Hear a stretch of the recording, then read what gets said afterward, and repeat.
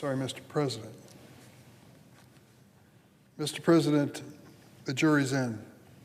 At the end of 100 days, the major polling firms across the United States went out and asked the American people, so what do you think?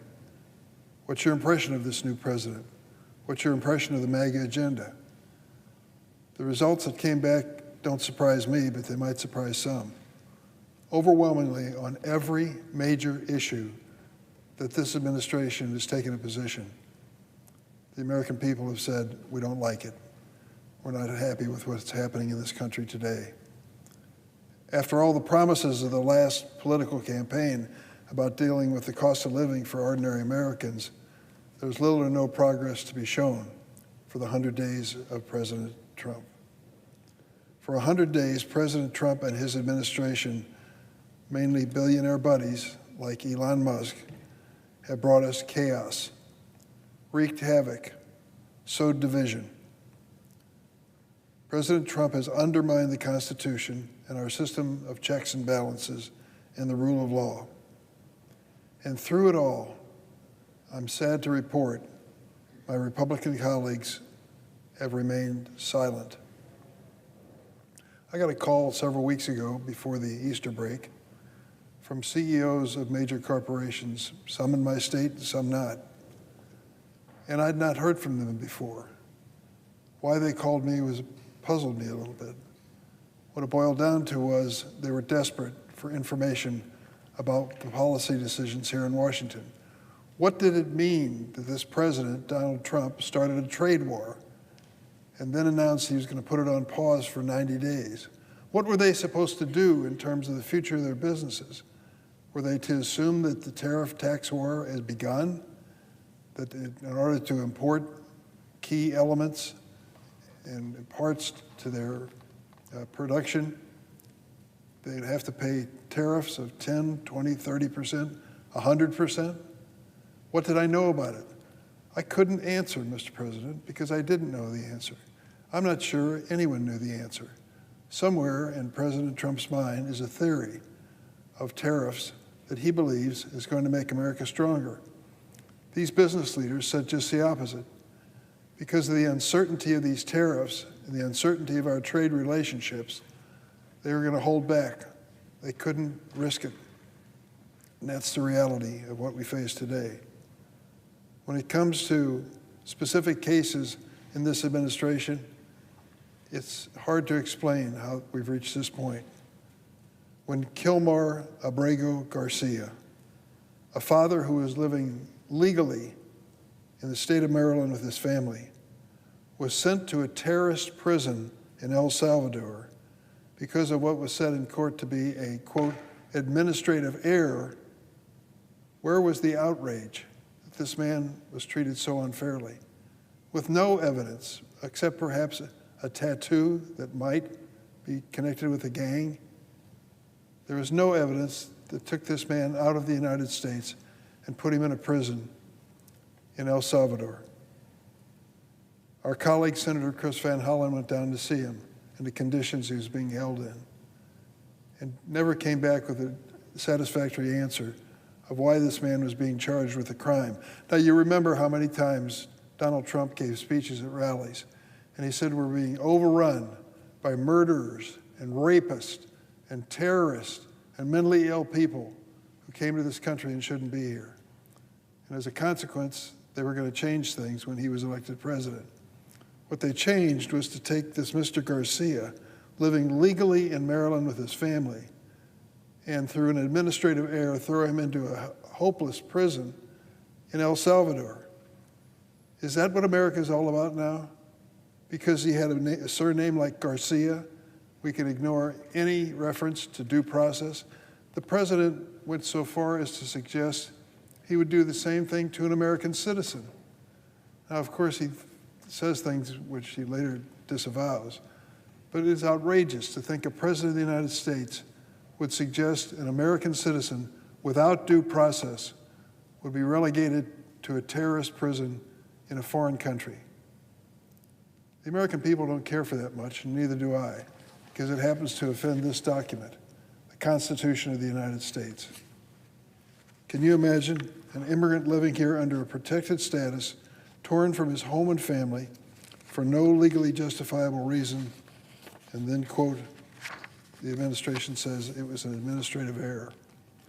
And while the Trump administration continues to avoid facilitating the return of Mr. Abrego Garcia, as the Supreme Court has ordered them to do, Republicans have remained silent.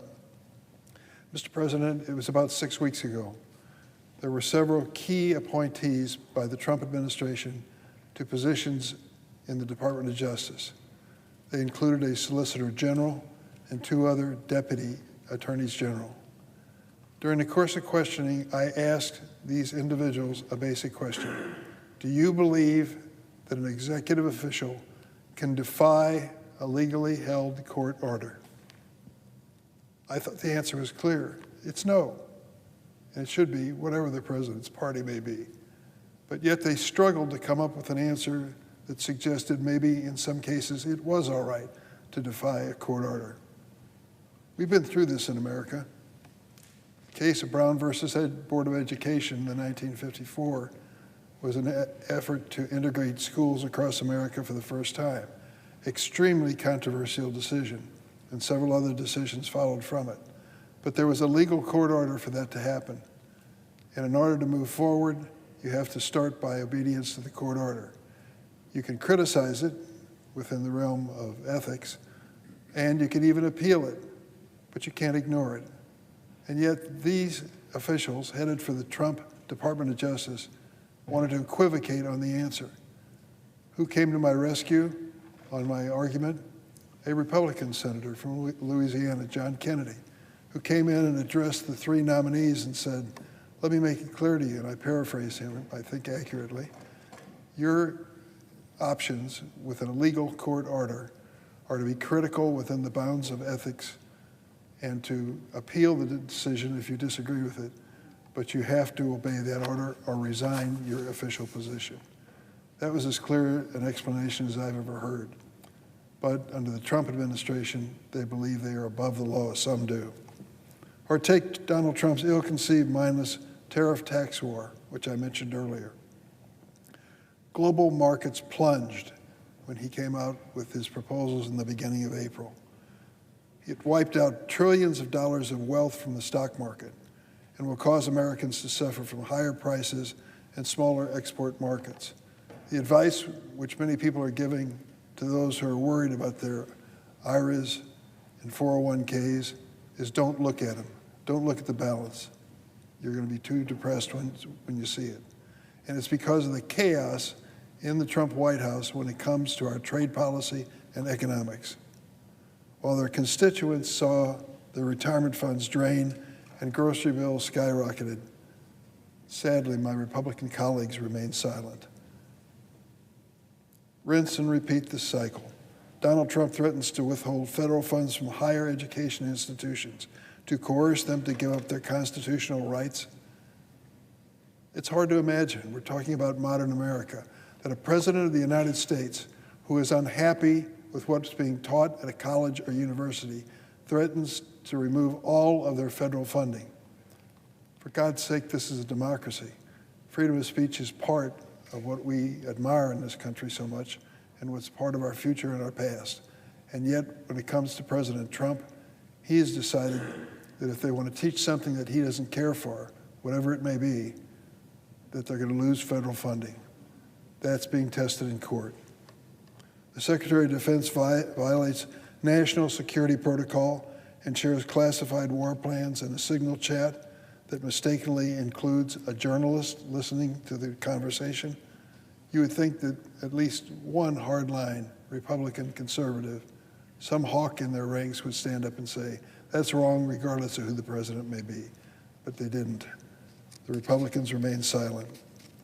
Unelected billionaire Elon Musk and his DOGE brothers gut the federal government, leading to cuts to life-saving medical research. Americans unable to get their Social Security benefits and threats to Medicaid. What was the response from the Republican side to these outrageous developments under the Trump administration? Silence. When our nation's founders began the lofty task of building our democracy, They created a system of checks and balances to ensure a stable government and prevent the abuse of power. In 1788, James Madison wrote in Federalist Paper 51, and I quote, "Ambition must be made to counteract ambition. In framing a government which is to be administered by men over men, the great difficulty lies in this. You must first enable the government to control the governed, and in the next place, oblige it to control itself." But it seems the ambition of the Republican-controlled legislative branch is all but absent as Donald Trump's government goes out of control. Never in our nation's history has a co-equal branch of government so willfully rolled over and ceded their power. It is, in fact, the silence of the lambs.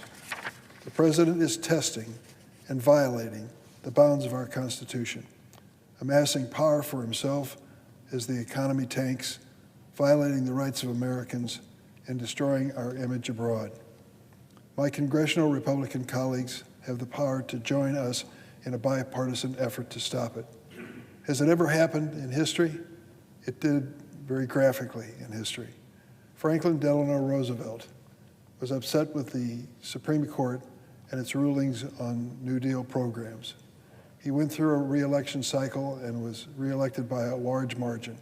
He then came here to Washington and said, "My first order of business is to increase the number of men, all men then, serving on the Supreme Court so they can finally get the rulings that I'm looking for on my key elements of the New Deal." What was the reaction of the Democratic Congress to the Democratic President, Franklin Roosevelt, who wanted to pack the court? The reaction was fierce, and it was bipartisan in opposition to FDR, and he had to drop the plan.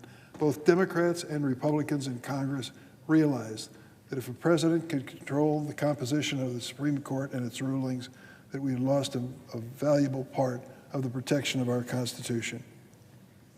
My congressional Republicans have the power to join us in a historic stand on so many areas that this president has violated. They have majorities in both chambers of Congress, and in private moments, many of them express outrage and horror at Trump's dangerous abandonment of law, norms, and the will of the American people. But as their constituents suffer out of fear of retaliation, Republicans remain silent. When we are elected members of Congress, we swear an oath to the Constitution, not to any politician or any president. It's time both parties remember that and lived accordingly. So I'm coming to the floor regularly to highlight the president's latest outrage and the GOP's inevitable silence in the face of it. Until they start using the voices they were elected to raise, we are going to continue to have a pending constitutional crisis in this country. Mr. President, I yield the floor.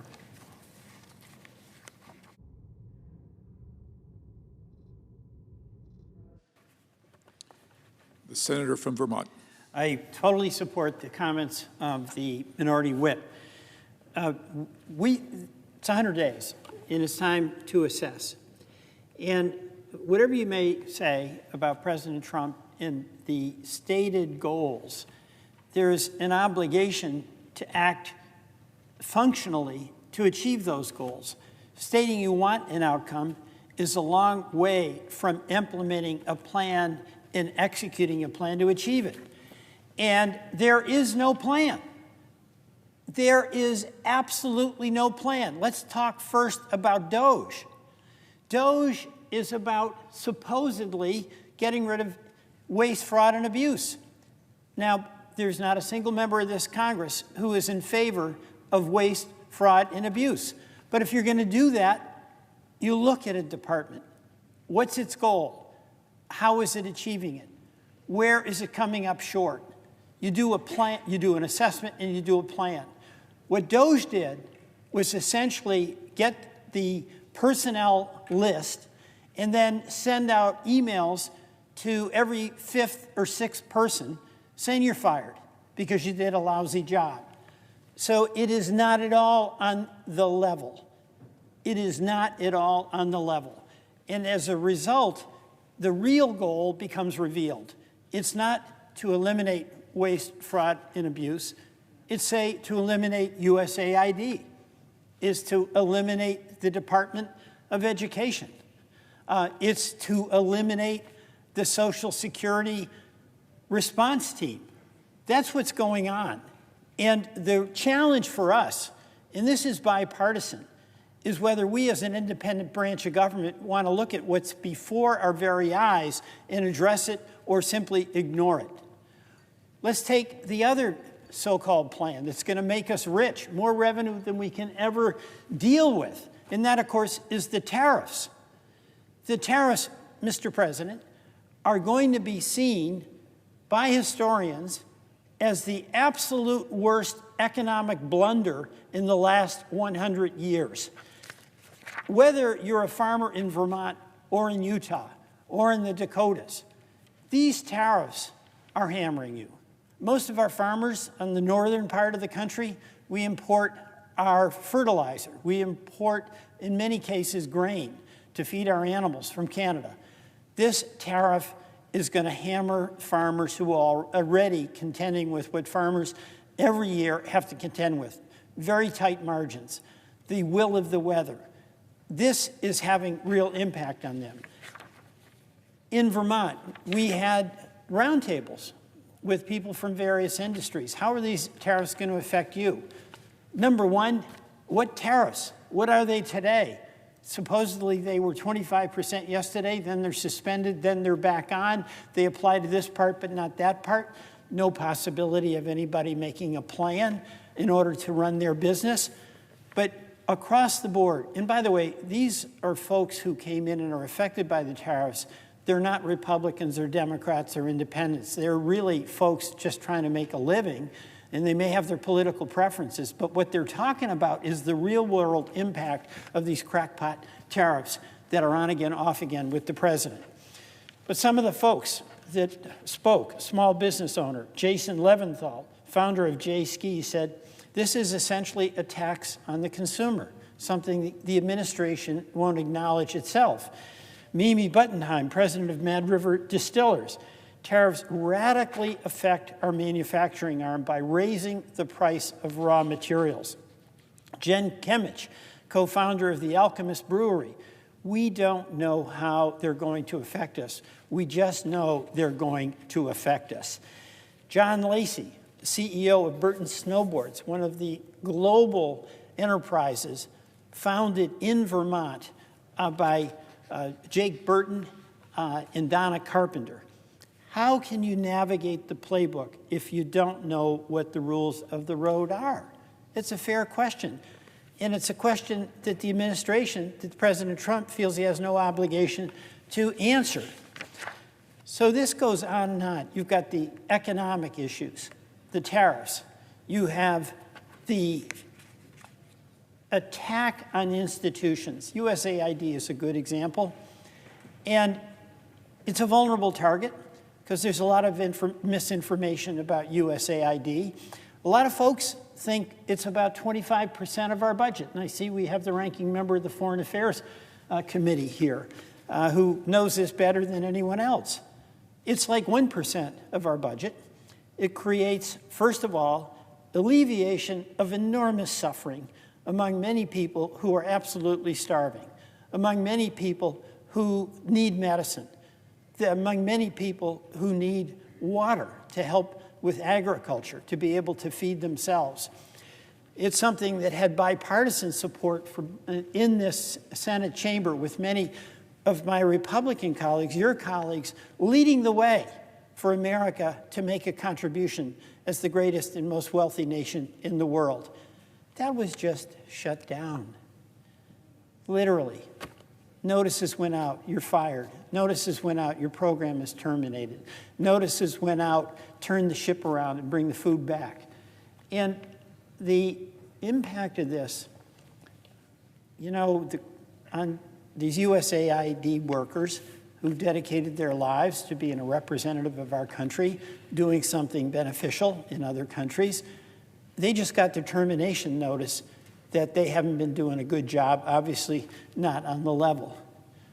But when I think about the cruelty of the way in which this was done, so that in those warehouses where food is stored, the local population who is hired and paid to take the food from the warehouse and deliver it to where those starving children needed the food were fired.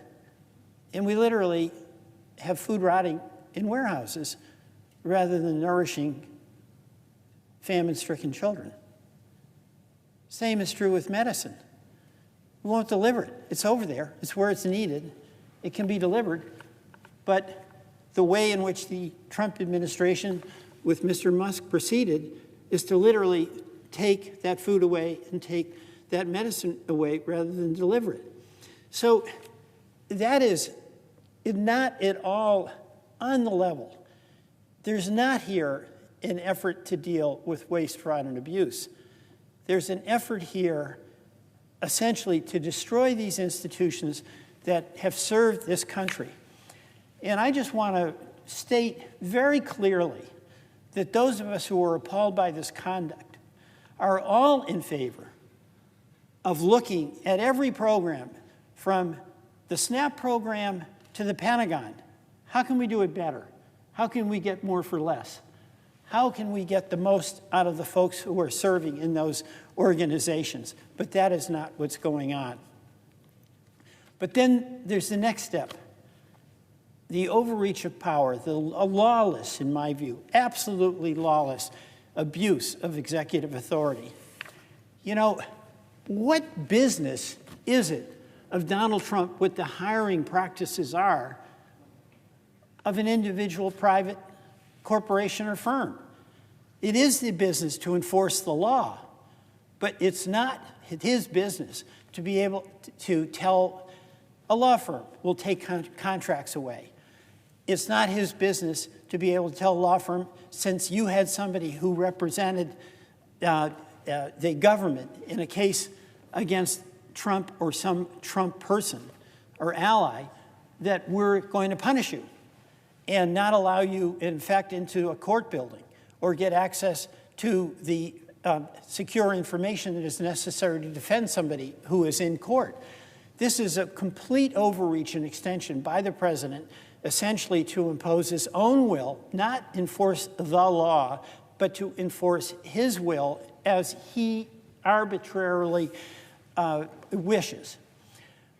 What sense does it make that because of his vendetta about higher education, that instead of addressing those concerns and having discussions, he literally takes away billions of dollars of research that has gone not just to Harvard, an eminent, our oldest institution, but the University of Alabama, the University of North Carolina, where you have people who, to our benefit, have dedicated their lives to scientific research. That because the United States government has provided support for research and development, we've had cures for terrible diseases. But if they don't do what Donald Trump says, he'll take away grants that actually have legally been transferred to these academic institutions, destroying research and development. It's this arbitrary use of power beyond enforcing the law, but having the Trump vision of what he wants be the law. And this brings me to the point that the minority whip was making. You know, this is not just a question for each of us as a member of the U.S. Senate to decide when has the executive overreached. It's about the obligation we have in both parties to uphold the constitutional system of checks and balances. As many people have said, James Madison made the clear point that absolute power is the biggest threat. And if it's in any single branch, it has the capacity to bring down the entire structure of democracy. Now, why is that important? It's important not just because democracy is a form of government we're taught as young people to revere and to be proud of, that we have this oldest democracy in the world. It is because democracy is the tool by which the citizens in Utah and the citizens in Vermont, who may have very different points of view on a whole number of important issues, have that right to have a seat at the table, to have a discussion about how do you resolve these differences. And if we don't stand up for that, it means there is going to be a small circle of well-connected people around President Trump who make all those decisions and make it from the framework of what's best for them as opposed to what's best for all of us. That's the real threat here. And that is happening. You know, the fact that the president won't acknowledge so many failures of just for beginning the tariff policy and what we're seeing in this economy that is now revolving around this question of tariffs and on whom will they be imposed. What you're seeing is that if you're Apple Computer and you were at the inauguration, you can call up the Treasury Secretary, you can call up the President, and you can point out that these tariffs are going to have an enormously negative impact on Apple. But if you're a farmer in Vermont, if you're a snowboard manufacturer in Vermont, and you don't have Secretary Besson's telephone number on speed dial or the President's, you don't get to make that call.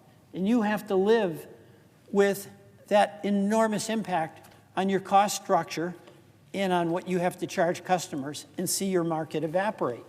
So it's as though the president is transforming the economy we've had that's been based on competition. You succeed if you have the best product and the best service into an economy that's based on access. Do you have the Treasury Secretary's telephone number so you can make your case? Do you have the President's number so you can make your case?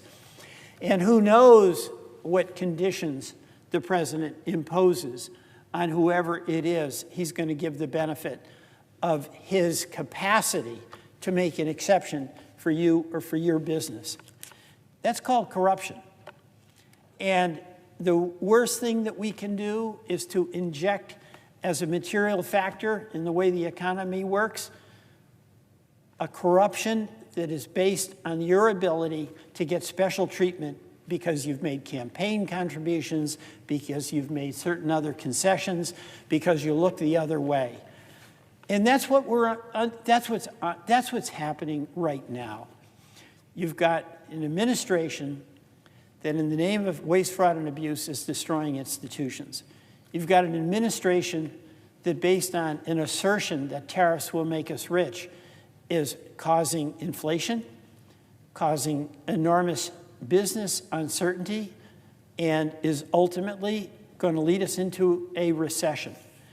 You've got an administration that has now weaponized the Justice Department, the FCC, governmental entities, where, yes, they have a very important responsibility to enforce the rules and regulations, but where their targets are cherry-picked for political reasons.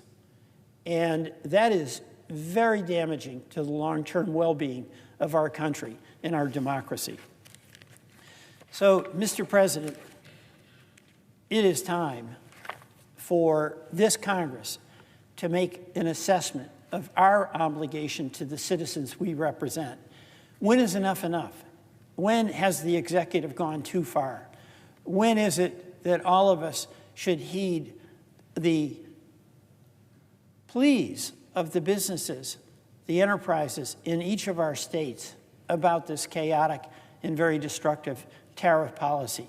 When is it we will say no more to an executive pushing his weight around with private law firms, private employers, with our universities, and telling them unless they do it his way, they'll pay an enormous price in lost governmental funding or access to things that they need.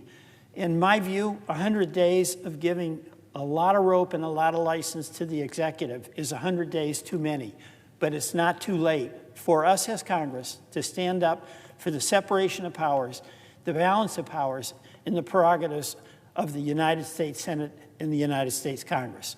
Mr. President, I yield the floor. President. The senator from New Hampshire. Mr. President, 100 days ago, our nation was safe and our economy was considered the envy of the world.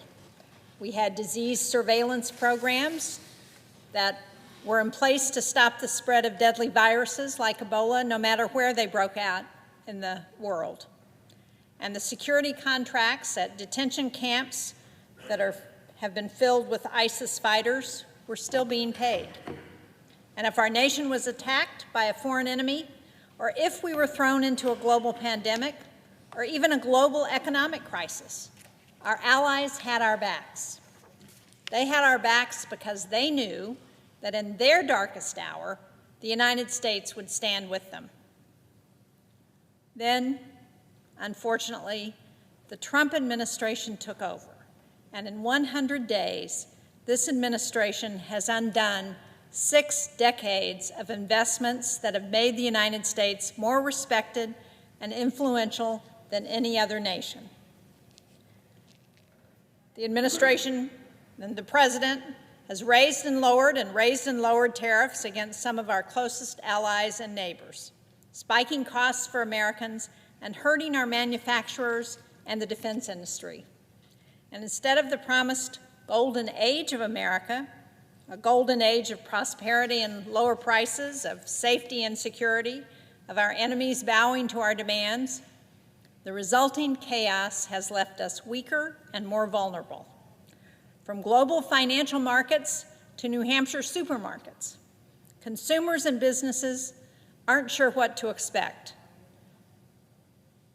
They're looking at higher prices, at layoffs, at longer wait times, and at uncertainty, which many business owners I've talked to tell me is just as bad as higher tariffs because they don't know what to expect and they can't plan.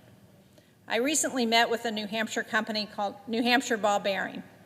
It's a company that makes bearings for the aerospace industry, and they do a lot of business with our Department of Defense.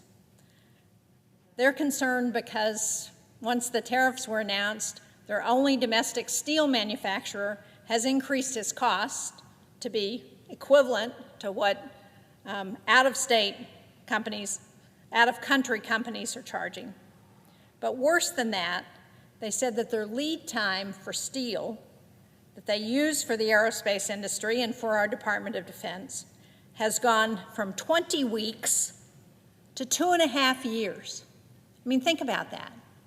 The lead time to get the steel they need to make the ball bearings has gone from 20 weeks, which is a long time in and of itself, but now it's 2.5 years because of the tariffs. And the administration's attacks against U.S. research and academic institutions, against our international students, have also caused serious damage to our reputation as a global hub for STEM talent, not to mention those students who are graduating from our colleges and universities who we want to attract to stay in the United States because they are the next generation of talent. The policies of this administration have left us more vulnerable to the spread of deadly diseases like Marburg and Ebola. They've crippled our response to disasters like hurricanes in the Caribbean as we enter what is expected to be an active hurricane season. And just today, the Secretary of Defense said he would end the Women, Peace, and Security program at the Department of Defense. Now, he mistakenly said this was a program that was put in place by the Biden administration. That's not true. He wasn't even concerned enough to go back and look at the history. This is legislation, and it is a law.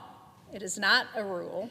It is a law that we passed in 2017 during the first Trump administration. I know because I sponsored it. The House sponsor was our current Secretary of Homeland Security, Kristi Noem, It had support from our current national security advisor, former Congressman Walz, and it was bipartisan legislation.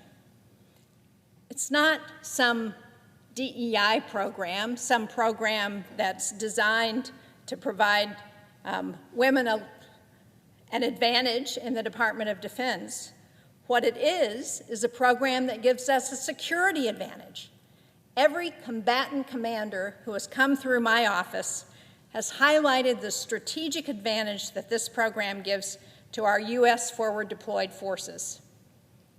And it gives us that advantage because our adversaries don't have this kind of program. And one of the reasons we passed it in the first place is because what we know from the data is that when women are at the table in a negotiation to end conflict, that the negotiations that are agreed to have a better than 30% chance of lasting 15 years or longer because women are at the table.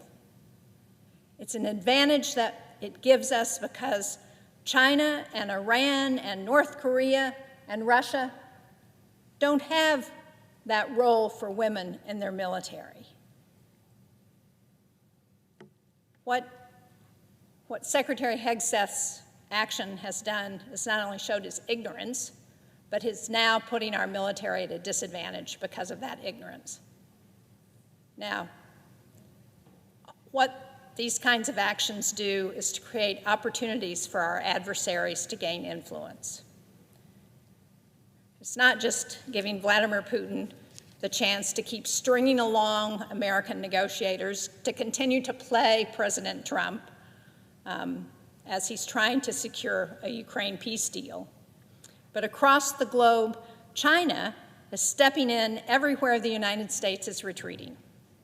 After the earthquake in Myanmar, the Chinese embassy flooded social media with images of China's rescue workers responding to crises instead of the United States, because we weren't there at all, because the 3 people we sent to assess the damage to see what we needed to do to help were fired while they were in Myanmar, trying to figure out what we could do to help that situation.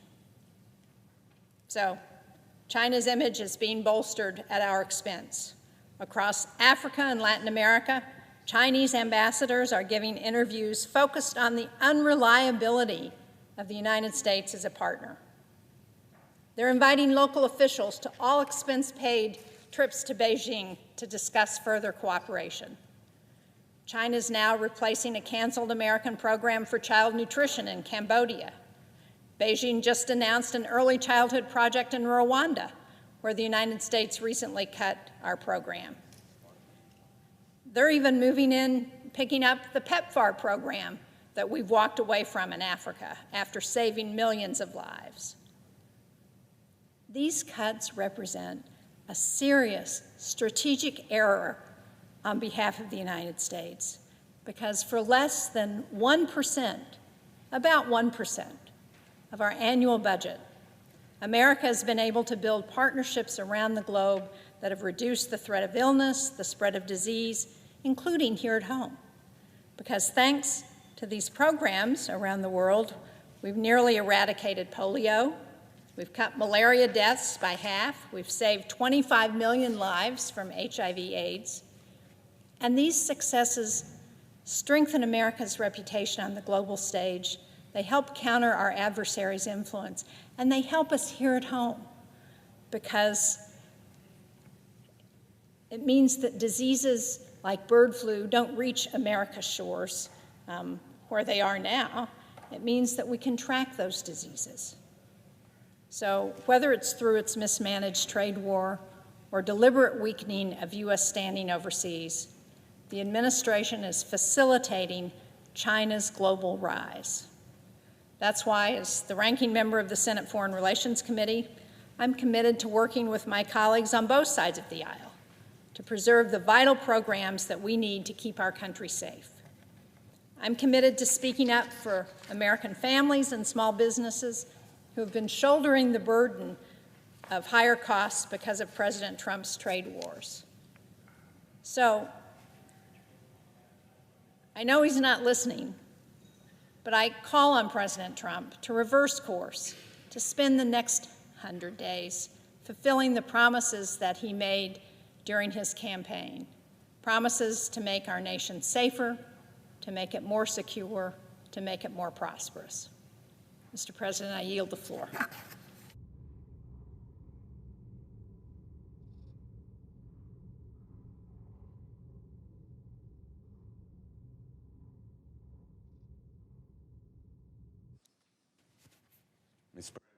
The senator from Connecticut. Mr. President, I'm honored to follow the ranking member on the Foreign Relations Committee and to be followed by another distinguished member of that same committee,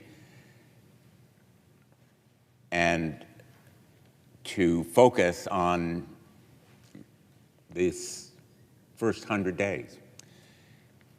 The focus on the first 100 days of administration, I think, comes from the time of Franklin Roosevelt and his 100 days in the midst of deep depression, despondency, and despair on the part of the American people, and the whirlwind of activity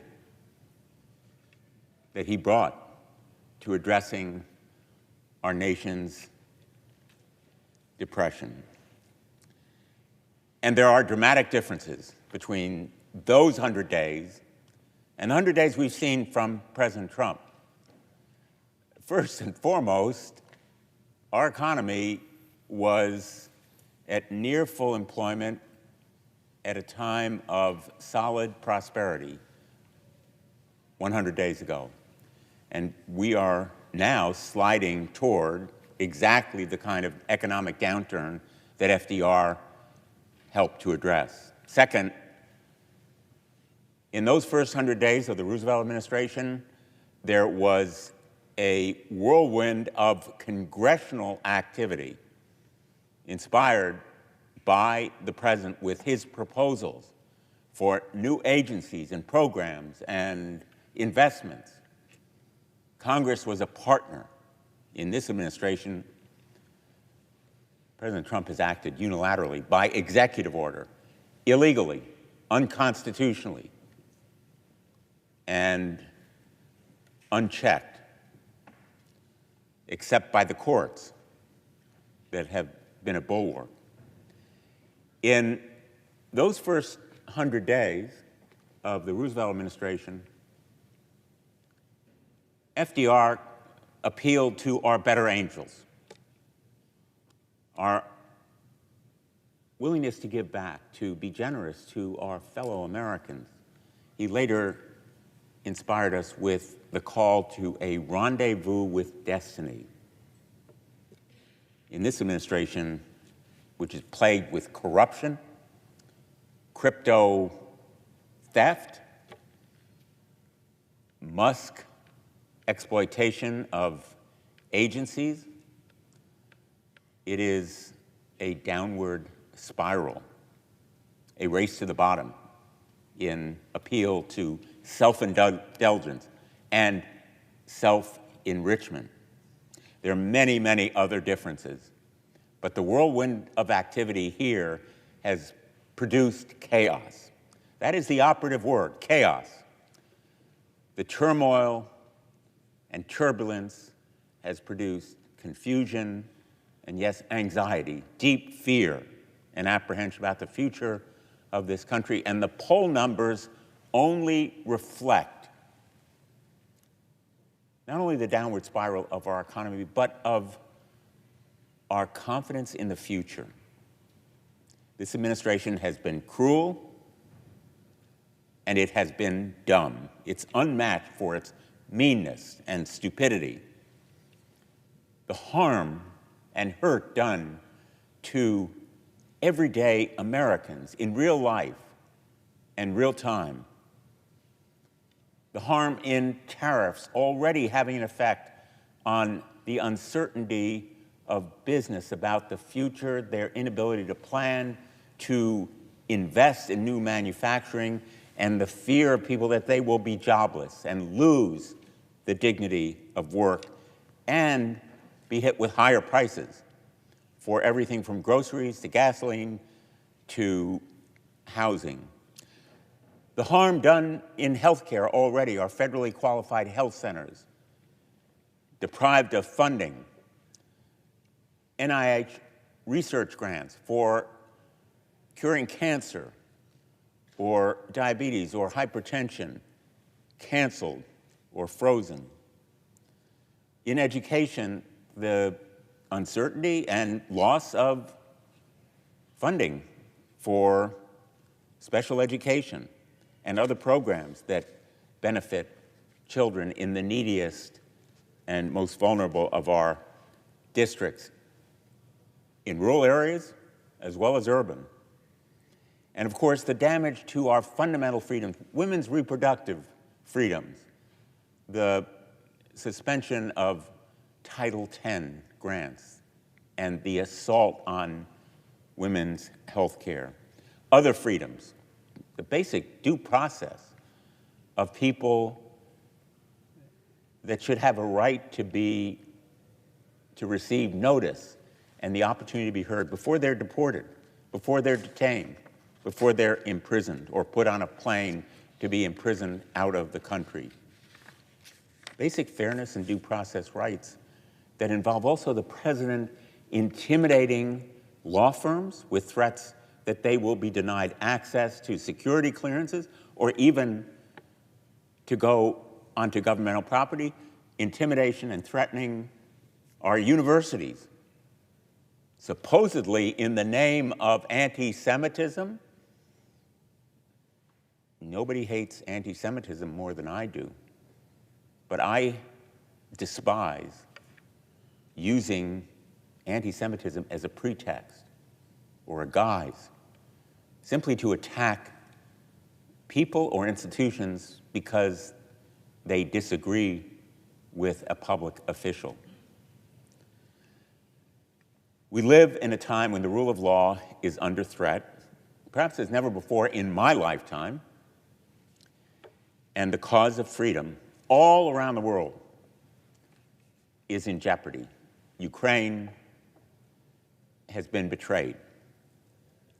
This nation has switched sides to the enduring and deep detriment of our standing in the world, our reliability as a partner and ally. The harm may be irreparable. We must stand with Ukraine.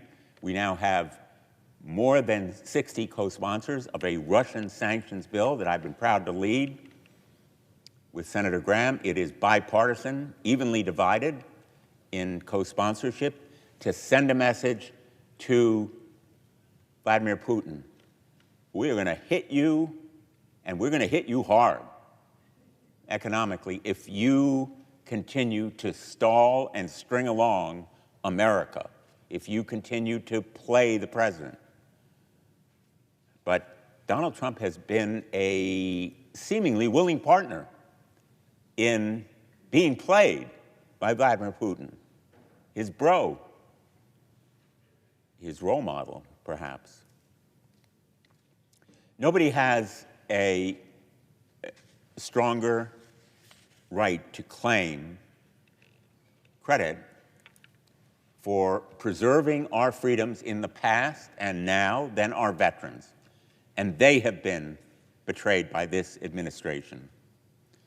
For our veterans, it's been 100 days of chaos,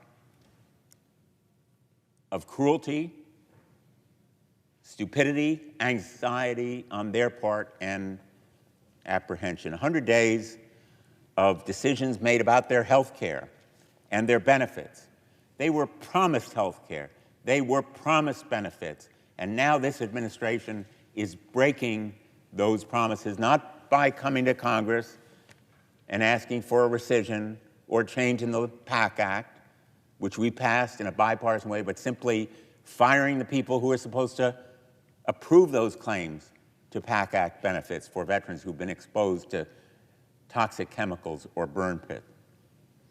And an administration that has fired already 2,500 of those dedicated VA employees close to 1/3 of them veterans themselves, thousands from the federal workforce generally, close to 30% of them are veterans as well. And make no mistake, every one of these days has been a time of crisis for those veterans. Since day one, the administration has systematically shortchanged and betrayed veterans with its policies. They have not only fired that 2,500 in reckless mass terminations of probationary employees, our young workforce, starting out on jobs, our VA future. And some of them, dedicated multi-year employees who've just been promoted and therefore are in those new positions on a probationary basis. They've been promoted because they were good at their jobs and dedicated, hardworking, and they've been fired. That's why I have proposed the Putting Veterans First bill that would put those veterans back on the job, all of them from the VA, put those veterans back on the job from the federal workforce, and make sure that anybody who is terminated in the future gets a right to a personal, individual evaluation, not just fired because Elon Musk wants to meet certain numbers or apply an algorithm or have his tech bros pick out randomly, arbitrarily, names from a list. There are 83,000 of those VA jobs on the chopping block. The approach of this Secretary of the VA, of Elon Musk and Donald Trump is fire first, plan later. Fire first, evaluate later. I'm disappointed that so many of my Republican colleagues are seeking to minimize or diminish the human impacts of these cuts, because I am hearing from veterans, just as I am from people in Connecticut and all around the country. I went to Michigan just last week to talk to folks there. Those human impacts are heartbreaking because these actions are heartless.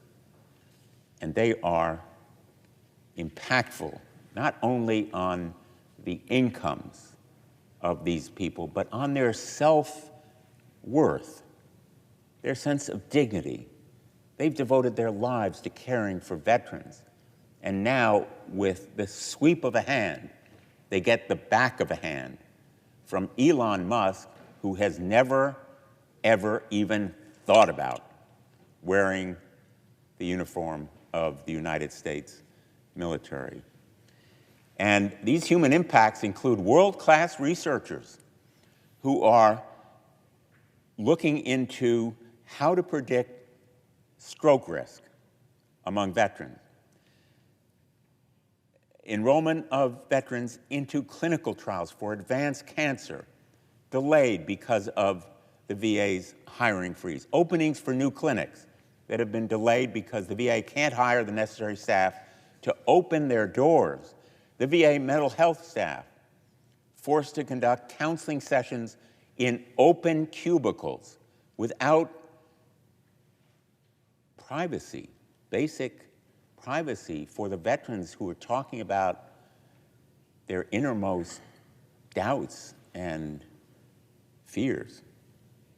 Service lines at VA hospitals and clinics that have been halted, beds and operating rooms at VA facilities that have been suspended. We're hearing about VA supply teams now understaffed and behind on placing critical supply requests for medication and equipment, support lines for caregivers that have been reduced, Veterans Crisis Line employees fired, and after a public backlash, maybe some rehired, as we heard today in a hearing of the Veterans Affairs Committee.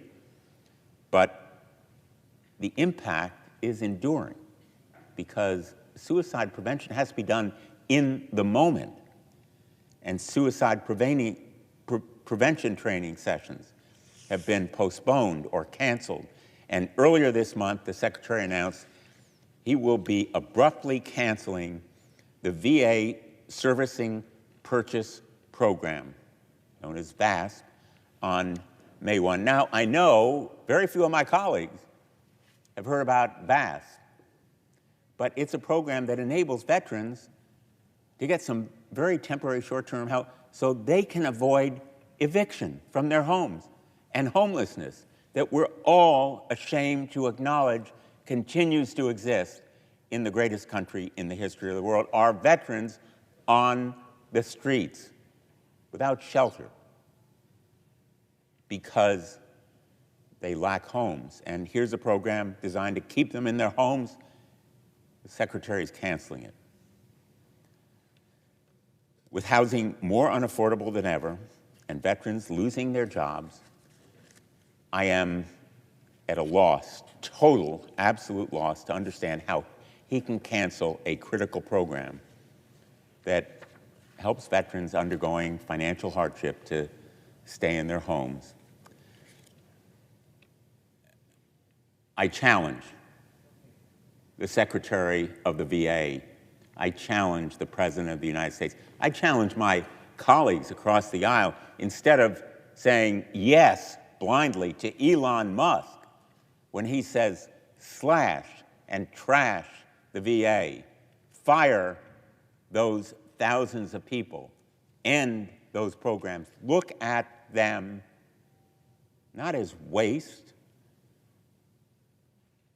but as an investment. And yes, if there's waste, let's eliminate it. But as the national commander of the VA, Veterans of Foreign Wars, said to us in one of our hearings, when he was wounded in combat, the surgeon who took the shrapnel out of his arm did it with a scalpel. He did not cut the arm off with a chainsaw. Let's give up Elon Musk's chainsaw. And if there's waste, do it with a scalpel. These first 100 days have been disgraceful and shameful, cruel and dumb, deeply un-American. These VA employees are the ones delivering health care to the people we love and revere. And to my colleagues across the aisle, I just want to remind you in closing, this is a moment that will define you, your careers, your reputation. It is a moment of profound historic challenge that has been recognized with massive marches here in the nation's capital, in Connecticut, around our state, New London, New Haven, Westport, New Britain. I've been to many of them. Veterans are one of the most powerful voices in our country, and I urge them to use those voices and their faces to say, we need the PACT Act. We need veterans' health care. We need to fulfill our promises. As the VFW Commander Al Lippert said at that hearing, apply pressure and stop the bleeding. These heartless and heartbreaking cuts, firing, freezes are un-American. My Republican colleagues who have been almost entirely silent, please do the right thing. Our country has made a sacred promise. Our duty as members of Congress is to keep our promises. I yield the floor. Madam President. Senator Coons. Madam President, in 100 days, what can a president accomplish? In the last 100 days, President Trump has made Americans less safe, less prosperous, and less free. He has chosen to move us in a direction at home and abroad that is the opposite of what those who voted for him expected, and that is aligned with what those of us who worked against him feared. What I've heard my whole life, whether in business or in foreign policy, as a lawyer or in my community as a local elected official, folks need trust and they need predictability. Businesses say they need predictability in order to decide what to invest in, who to hire, where to grow. Other countries around the world say that they need to know they can trust us, that they can rely on us. And in the last 100 days, President Trump has shattered both of them. I'm going to speak for a few minutes about foreign policy because so many of my colleagues in my caucus have stood to talk about the disastrous cuts led by Elon Musk and DOGE and the ways they've impacted Americans all over the country. But if you think about our reputation globally, statement after statement, tweet after tweet by President Trump has puzzled, concerned, even alarmed our allies. He's going to invade Greenland, a NATO ally. He's going to take back the Panama Canal. He's going to take over the Gaza Strip and make it Mara Gaza. He's going to turn Canada into the 51st state. One of my Republican colleagues has said, don't pay so much attention to what he says, look at what he does. Well, lots of our partners and allies have looked at what he's done by imposing tariffs on trusted allies and partners and recoiled. An election in Canada last night, where Trump was the issue, elected a new prime minister, Mark Carney, who ran on a platform of standing up to America, of standing up to Donald Trump. Look, folks, the actions he's taken in slashing foreign aid, in abandoning decades-old bipartisan programs around the world that save lives and that help other countries to trust us and rely on us, have weakened us abroad and created openings for our pacing threat, the People's Republic of China. I was recently in the Philippines, a nation that faces more natural disasters every year than any other country on earth. More typhoons, more earthquakes, more volcanoes. And for decades, they've relied on the United States and the help of USAID, volunteers, nonprofits, coordinated through our government to respond to these disasters. It's built a long and close partnership of trust. Gone.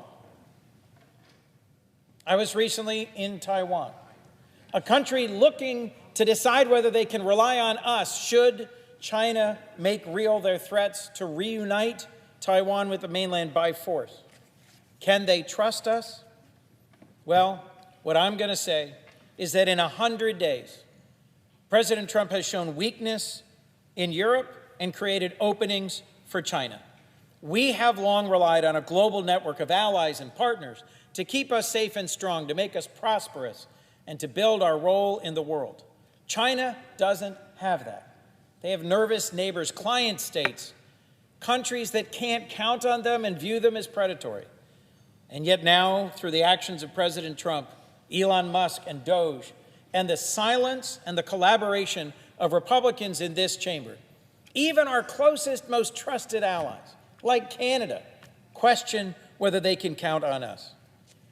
Back to the Reagan days, Republicans have talked about peace through strength. What we've seen from Donald Trump in 100 days, weakness through chaos. 100 days in, he's not stopping Putin. He's preparing to sell out Ukraine and Europe to Putin. 100 days in, he's not deterring Xi Jinping. He's backing down every time he says he's going to stand up to him.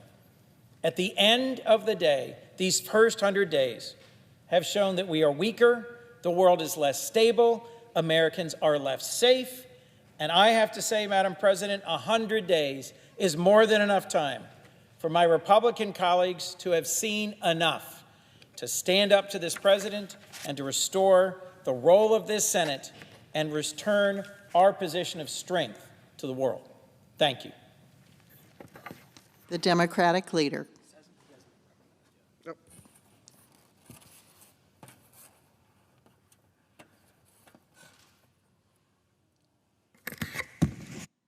President. Senator Schumer. And first, I thank my colleagues, the ones I've heard so far, Senator Blumenthal, Senator Coons.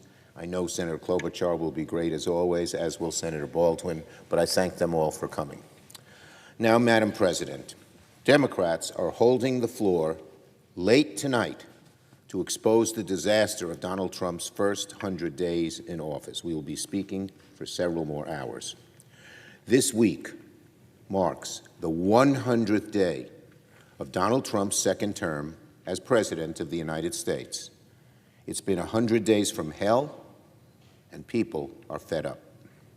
100 days in, the legacy of Donald Trump's second term is already set. Chaos, corruption, costs. It's chaos, one fiasco after another. 1 minute Donald Trump and his people say one thing, then they say the opposite, then they say something else entirely. Nobody ever seems to know which way is up, and many of them just lie outright to the American people. It's corruption. Donald Trump, Elon Musk, and Republicans are hijacking the government, raiding the public's piggy bank, and picking the pockets of the American people to enrich themselves. These billionaires are using the government to even make more money. It's despicable. We've never seen anything like it, like the level of corruption and self-dealing in America before. MAGA grifters are getting rich off meme coins, and the White House lawn has been turned into a Tesla dealership. It makes Americans cringe. This is not the American way. This has not been a hallmark of our history. And maybe most of all, Madam President, it's been 100 days of costs. Costs going up and up and up because of tariffs, costs to working people because programs vital to them, Medicaid and Social Security and Medicare, veterans benefits, housing, SNAP, are being threatened or even already taken away to some extent, and it will be a greater extent once we see their reconciliation bill. So Donald Trump promised a golden age on the day he took the oath of office. What Americans are learning instead is fool's gold. Americans got corrosion, erosion, and rot. Corrosion across his administration, erosion across his economy, rot within the foundations of our democracy. So tonight, Senate Democrats come to the floor to expose this administration for what it is, a full frontal attack against the fabric of America, and a full frontal attack on our economy and on people's pocketbooks, and a full frontal attack, finally, on working people in the middle class to take away people's Medicaid, their Social Security, veterans care, health care, and more, all to give tax cuts for the very wealthy. Another way to describe this administration: billionaires win, American families lose. There's a cabal of very greedy people who run the White House. They're rich. They have no understanding of what average Americans go through. And they plunder the government and then slash programs that we so desperately need for average families, all for tax cuts for the rich. And there's a second thing they're doing. They're destroying the guardrails of government. They're destroying every part of anything that opposes them, all so they can take more money away from working people and give it to themselves. So let's talk about it. First, and most urgently, maybe, one, they're all very urgent. That's the only reason I say maybe. But first, 100 days of Donald Trump have meant 100 days of rising costs. For months before he became president, Trump promised that if elected, costs would go down, that America would be affordable again. Well, prices haven't gone down, quite the opposite. Groceries up, gas and energy prices up, clothing, cars, homes up. What about retirement savings? Down. What about consumer confidence? Down. In fact, consumer expectations are at their lowest level in over a decade. The stock market, on pace for its worst 100 days of any presidential term since Nixon. What happened to Donald Trump bragging about the stock market, like he always liked to do? Not much to brag about these days. No president in history has promised more on day one and delivered less by day 100 than Donald Trump. In record time, the president has turned his golden promise into an economic ticking time bomb. It gets worse every day. He's trying to call it progress. He says to people, Americans won't mind paying more. That is the arrogance of a billionaire. The arrogance of a billionaire. Thanks to Donald Trump's stupid trade wars, which have failed to rein in countries like China, CEOs and small business owners are warning about rising prices, empty shelves, disruptive supply chains. We urge national retailers to be honest with their constituents, with their customers. I urge national retailers When you post prices online for your products, show the consumer exactly how much tariffs are adding to the total price. Eggs would have been cars would have been X dollars, but now they're X plus Y dollars. Show it to the American people, because it's hurting you, retailers. Don't let them blame you. They should be blaming Trump. To be honest with your customers. Show them exactly how Donald Trump's tariffs are making prices go up. Americans deserve to know who's picking their pockets. And smaller businesses shouldn't take the downfall of Donald Trump either. His policies are forcing them to an impossible choice. Hike your prices or risk shutting down your doors. On Long Island, a small business owner told me she is losing sleep over tariffs. She proudly voted for Donald Trump, but told me she's seeing her costs rise 30%. She was frustrated. Frustrated the president she supported put her whole business, which she put everything into, at risk. Donald Trump's tariffs are a MAGA double whammy. Not only are they eating at the people's bottom lines, his chaotic approach makes it harder for people and businesses to plan ahead at all. You're a business. You don't know what he's going to do 2 weeks from now or 5 weeks from now. So you don't spend, you don't build a new plant, you don't hire the new worker. Small businesses have to cut back because they don't have a cushion. Every business is getting clobbered by Donald Trump's chaotic tariff policy. And even if Donald Trump ended Trump's tariffs tomorrow, the damage is already done, because leaders don't know what he's going to do next. It's not just the tariffs, the prices, and recession. Americans are worried about the costs of cutting to their health care, cutting their Social Security, cutting Medicaid. They're going to slash Medicaid. All across, I was in 6 of the Republican districts in New York State last week. All 6 had Democrats, Republicans, Independents frightened to death about what will happen if Medicaid is cut. They could lose their jobs. Elderly people could be kicked out of nursing homes. Health care would diminish for everybody. And when they cut veterans, they're cutting the health care of veterans. These people who served us are told, go away. And the cruelty with which they're firing people in the VA and other agencies. I know one woman, she was a former veteran. She served our country, risked her life, got injured, got helped by the VA, and then decided to work there. She saw the good work they were doing. She loved her job. She didn't get paid that much, but she loved helping her fellow veterans.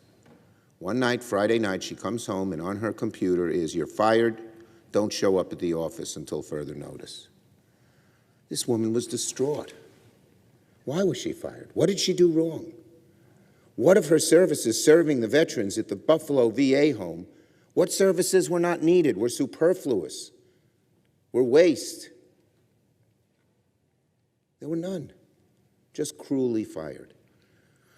Only an administration that exhibits a meanness, almost a viciousness, would do it. But that's what Trump, DOGE, and Musk and all their henchmen who work there are doing.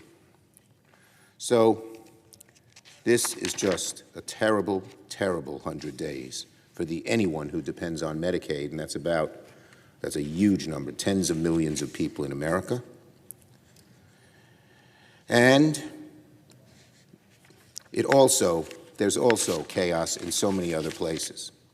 Every single day, Donald Trump's administration lurches from one crisis to the next. For all their talk of bringing back meritocracy, their administration seems addicted to chaos and incompetence, hardly meritocratic. Every day we see a new decision, a new reversal, a new course correction replace what came the day before, only to give way the next day to whatever impulsive decision comes next. Tariffs are a great example. One day he says yes to tariffs, the next day he has no. I'm negotiating with countries. Oh no, maybe I'm not. This tariff is going to stay in place. This one will be reduced. Then he flips it. No business person, no sound business person is going to plan ahead. And that's why not Democrats, but places like the big banks and the big analysts say the chances of a recession could be as high as 60%. And what does a recession mean to the average family? You could get laid off. If you need to find a job, it's harder. Costs go up. stagflation, which is likely to occur. It's nasty, brutal to people. So chaos is there, and chaos, of course, is in foreign policy. I was amazed. Last week, on one day, Donald Trump over at the Vatican says, I had a great talk with Putin, and acted like there was going to be a deal. The next day says, I had a terrible talk with Putin, and he didn't even talk to Putin in between. He makes it up. Whatever he thinks will appeal to people that moment, he says, and he doesn't even know what appeals to people. It's really what appeals to his own ego, which seems to be governing this country more than any rational policies or caring. The chaos makes Americans' heads spin, firing people who manage our nuclear arsenal and then saying, never mind, oops. But you know, when you fire people, they don't all come back. And of course, their morale is shaken. Good people who work so hard for so long. So the long and short of it is this. Donald Trump's 100 days, 100 days of corruption, of cronyism, of higher costs, much higher costs to the American people. It really is awful. The poll numbers show it, but we don't need the poll numbers to tell us. We've all been back in our districts. We're hearing it. And you know, we're not just hearing it from Democrats. We're not just hearing it from people who are out on the streets protesting. We're hearing it to average folks who don't really care about politics but are getting hurt, and it's making them look at Donald Trump and say, whoa, this is not what I bargained for. And of course, last but not least, is a threat to our democratic republic. He's acting like a king, a mob boss, a wannabe dictator. He said he wanted to be a dictator on day one. It looks like he's extending it.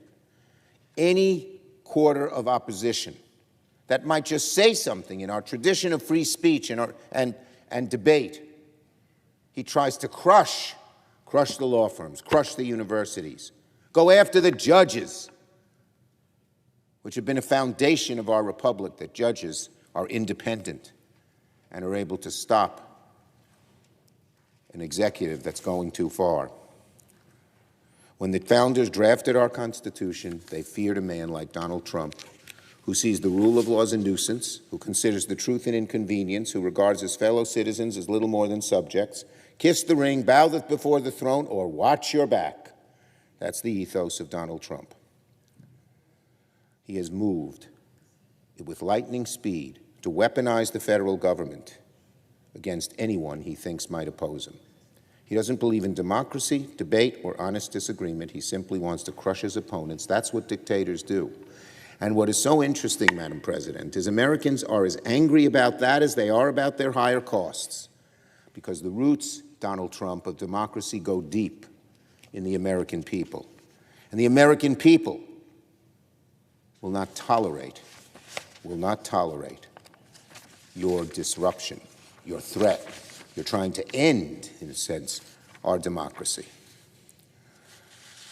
So the good news is this. Donald Trump's destructive agenda has one great weakness: the American people themselves. Most Americans vehemently reject the path which he's trying to take our country, on costs, on chaos, on corruption, on democracy. The American people are not giving up. They're standing up. They're organizing. They're resisting. And Democrats are standing with them, shoulder to shoulder, and with our country. So as America marks the 100 days of the worst president of our lifetimes, I ask Americans to look at this administration for what it is: a full frontal attack on the core elements of what makes America truly great. The rule of people over kings and oligarchs, the rule of law, not the dictates of an authoritarian, respect for the rights of all people, respect for all people, and a commitment to promoting the general welfare for the whole, not cruel and cheap scapegoating. So let us commit ourselves, all of us, Democrats here in the Senate, against this administration, and to uphold the core values, the principles of this beautiful nation, which we must fight to preserve and protect. I yield the floor.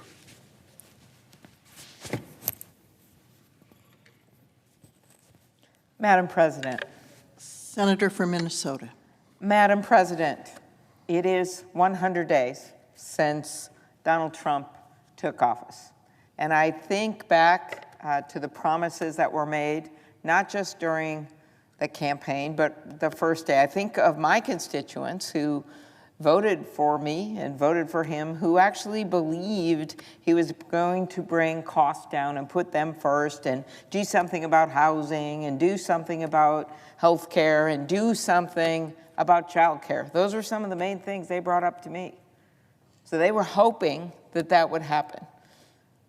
But instead, we have seen the most divisive, chaotic presidency. Yes, chaos is up, corruption is up, costs are up, and sadly, people's retirements are down. Americans are paying the price.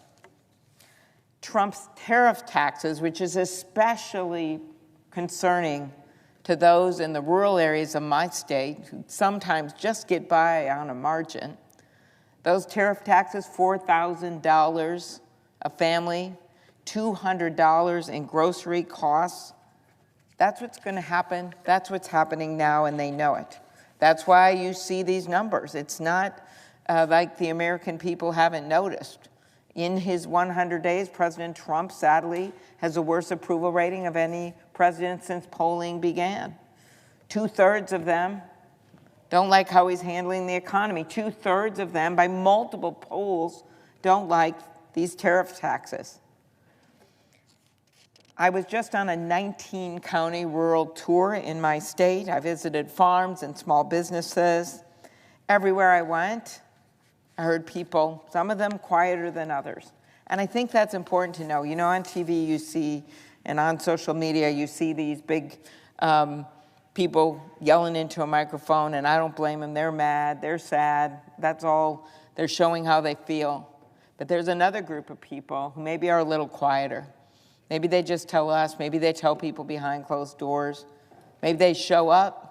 They don't know why the person next to them has a sign that says this is not normal. I heard a farmer ask this woman, why do you have that sign? And she said, because it's not normal. And he said, okay, but I'm normal. And she said, but this isn't normal. They're showing up because they cannot believe what's happening. And here's the problem. Some of the biggest entities, the big company, you know, Tim Cook, guess good for phones, good for Apple. He's able to call the president, go over there. My soybean farmer, who relies on a market that's quickly dwindling, that already dwindled under the last Trump administration, he doesn't have that phone number. He can't get over there in the Oval Office. He can't get an exemption. Or I doubt that the Treasury Secretary has heard about Beth Beinecke, who runs our Minnesota Small Business Person of the Year company called Busy Baby, online company, gets stuff that she makes into things for high chairs, for babies, successful small business. She's not going to make it. She wasn't invited by the Treasury Secretary to that secret JP Morgan investor meeting. She didn't get in the door. She doesn't know what the scoop is. She's just trying to get by.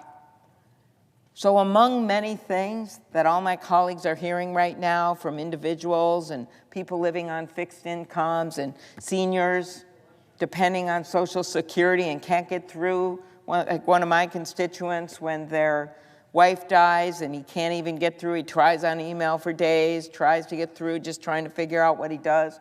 When his wife died, can't find one person to talk to in government, has to call our office. Besides all of that horror show, what really people have to understand, people ask me, what's the worst thing no one's talking about? It's the small businesses, the small ranchers, the small farmers that are the roadkill here.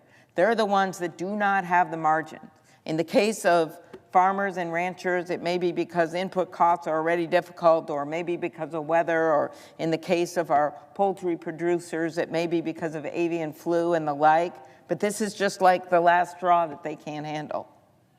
That's what's going on right now. So if you wonder why these opinion polls are saying what our colleagues on the Democratic side here have been saying forever, and asking our Republican colleagues to stop rubber stamping everything he does and to stand up, which did happen on the tariff vote that Senator Kaine and I and Senator Warner pushed forward when it comes to Canada.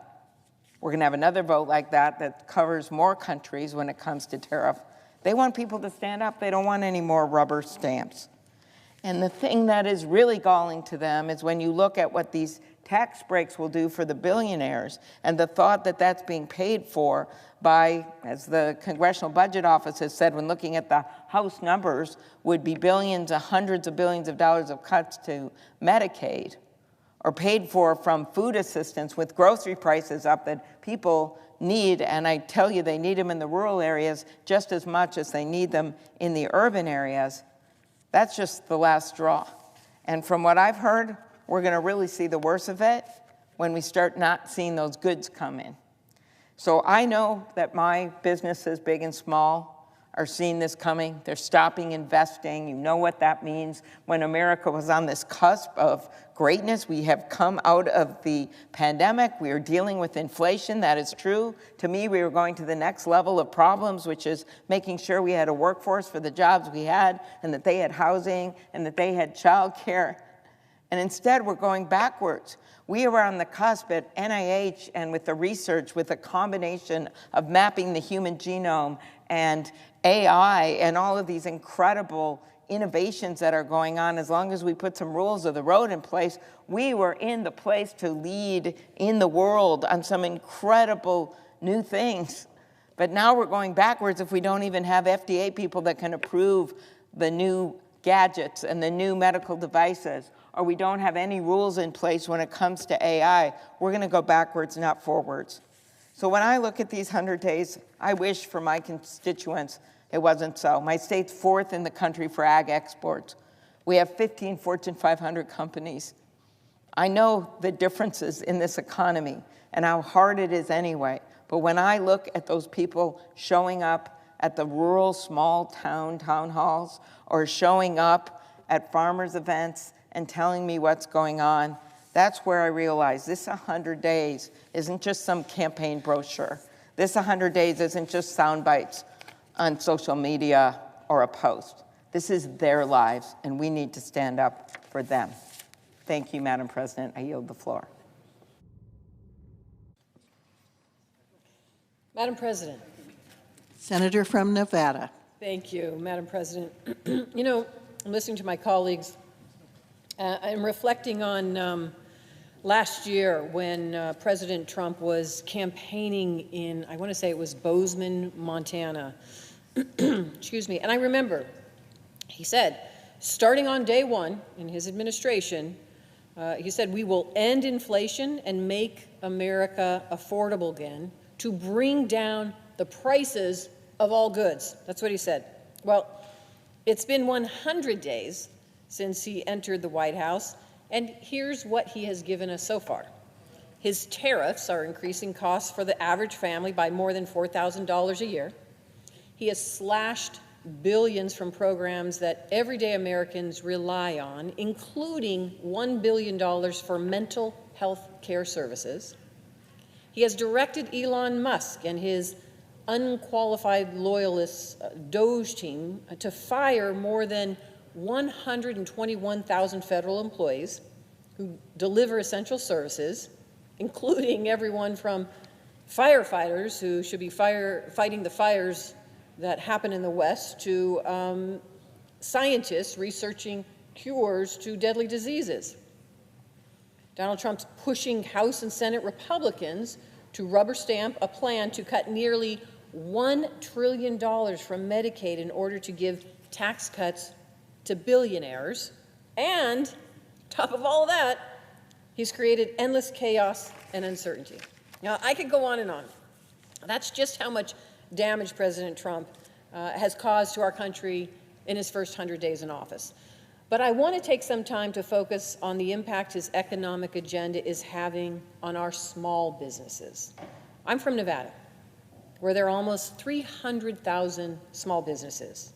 And these are mom and pop shops, they're entrepreneurs, they're the lifeblood of our economy, and are part of the fabric of every community across this country. And it's these small businesses that are bearing the brunt of President Trump's destructive tariffs. Now, don't get me wrong, I believe that targeted tariffs on our adversaries can be a useful tool to protect American jobs and our national security. But these blanket tariffs are just the opposite. These last 2 weeks, a while back home in Nevada, I got a firsthand account of what small businesses are dealing with because of these tariffs. I've heard concerns and visited with 3 small business owners in Las Vegas, Wani, Santi, and Kristen. Separate business owners, all 3 of these women own shops that serve specialty drinks and incredible food to Nevadans, from coffee and boba to tacos. In Vegas, as you may know, travel and tourism are the backbone of our economy. When people come to Las Vegas, they don't just visit the Strip, they go to Chinatown, they go to the Arts District and all over the valley to patronize our small businesses. For many business owners like Wani and like Santi and like Kristen, their margins are already razor thin, and tourism is key to meeting their bottom line. But because of President Trump's blanket tariffs, we're already seeing a decline in visitors coming to Las Vegas. Whether people are staying home because they don't have the room in their budgets for a vacation, or international tourists are choosing other destinations, Trump's economic agenda is threatening to crater our $2 trillion tourism economy. That hurts small businesses. And when they can't keep up because costs are rising, because they have fewer patrons, or because of the higher cost of importing their supplies, these small businesses are forced to raise their prices. They don't want to have to, but they're forced to raise prices and pass the burden on to customers, everyday Americans. It is just unsustainable. And the same sentiment is echoed in the northern part of our state. In Reno, I spoke to Mark. He's a small coffee shop owner who is already asking himself how he can continue to navigate everyday operations amid this uncertainty. He doesn't want to have to pass higher costs on to his customers.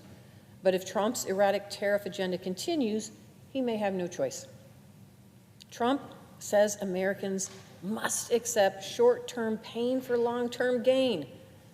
But what is there to be gained if hardworking Nevadans have to close the doors of their businesses?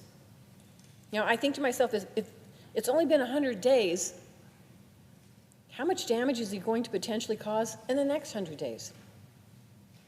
In the 1,361 days left in his term. It's been 100 days, and small businesses across the country may soon be faced with having to close up shop. I think about what's going to happen to my small business owners, the one I just talked about, Wani, Mark, Santi, Kristen, and the others. Will they make it through the rest of Trump's term? I don't have the answer.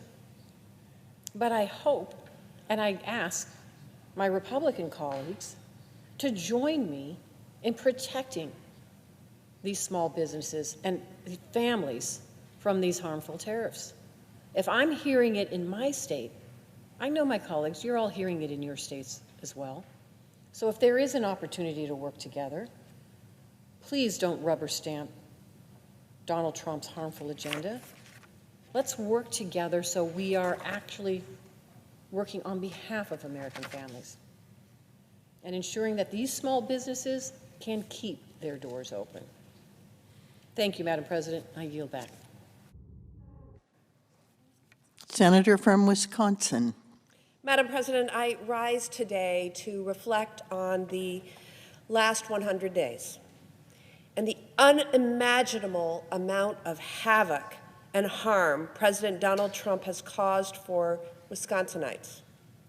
Now, while on the campaign trail, and even once in office, the president made a staggering number of promises.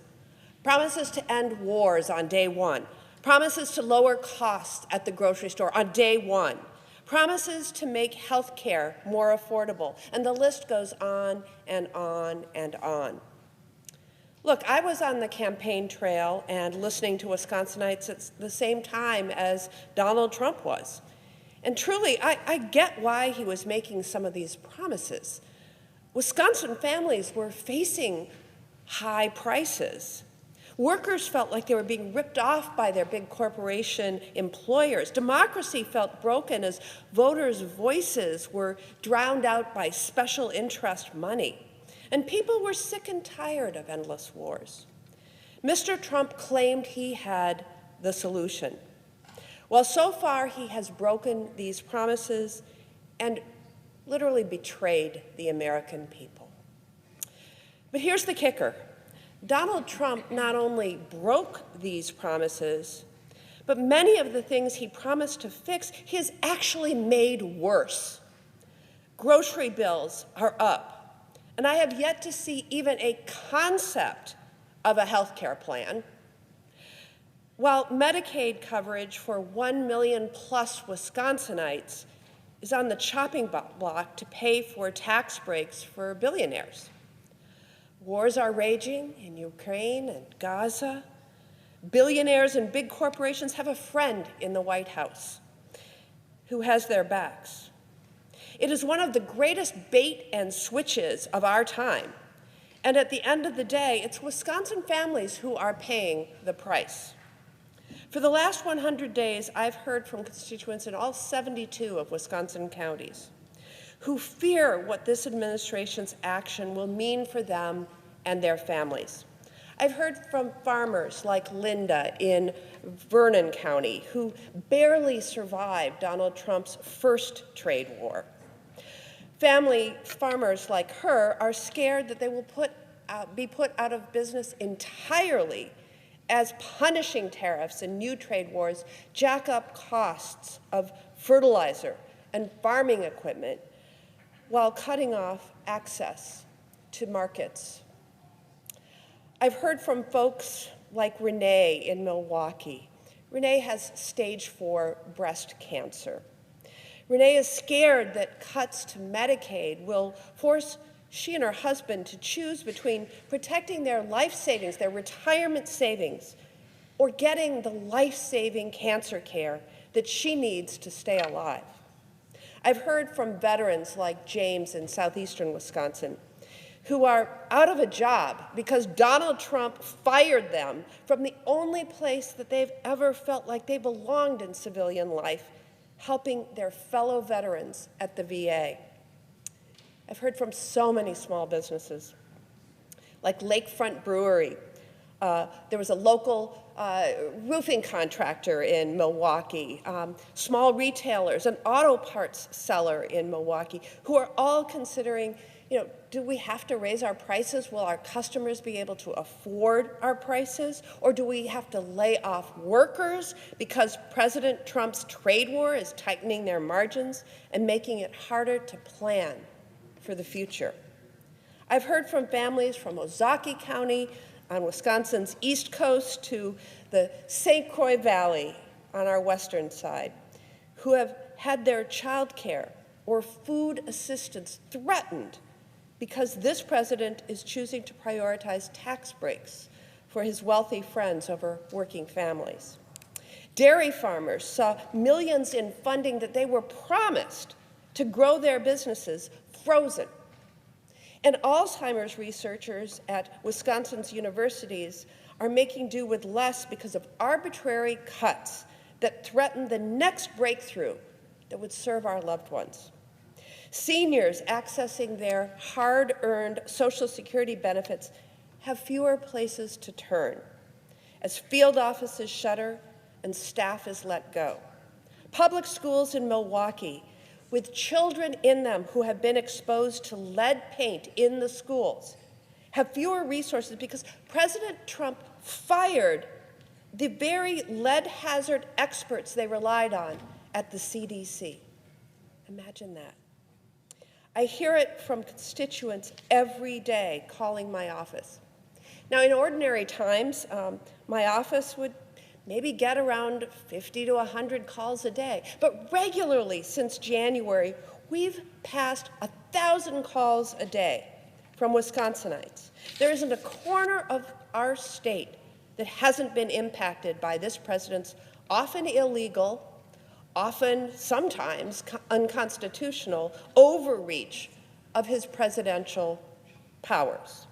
These Wisconsinites are not alone. Poll after poll are showing the same thing. This president is reaching historically low approval ratings. More Americans are giving him an F grade than any other grade.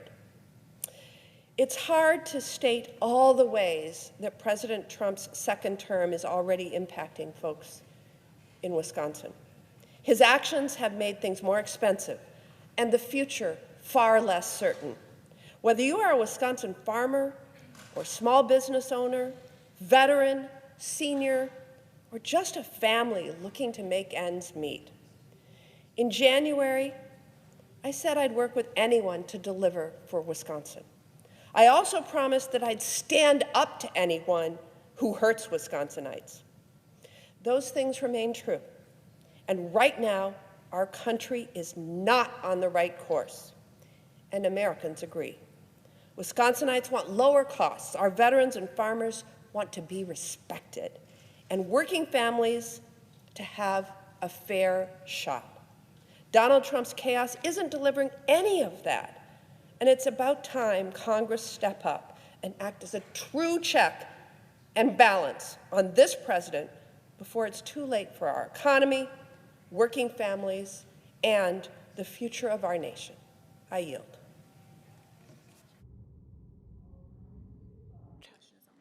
The question is on the nomination. We are 100 days into Donald Trump's term. And it is time that we ask the most important question, the most obvious question, but it's a question actually that has not been asked enough.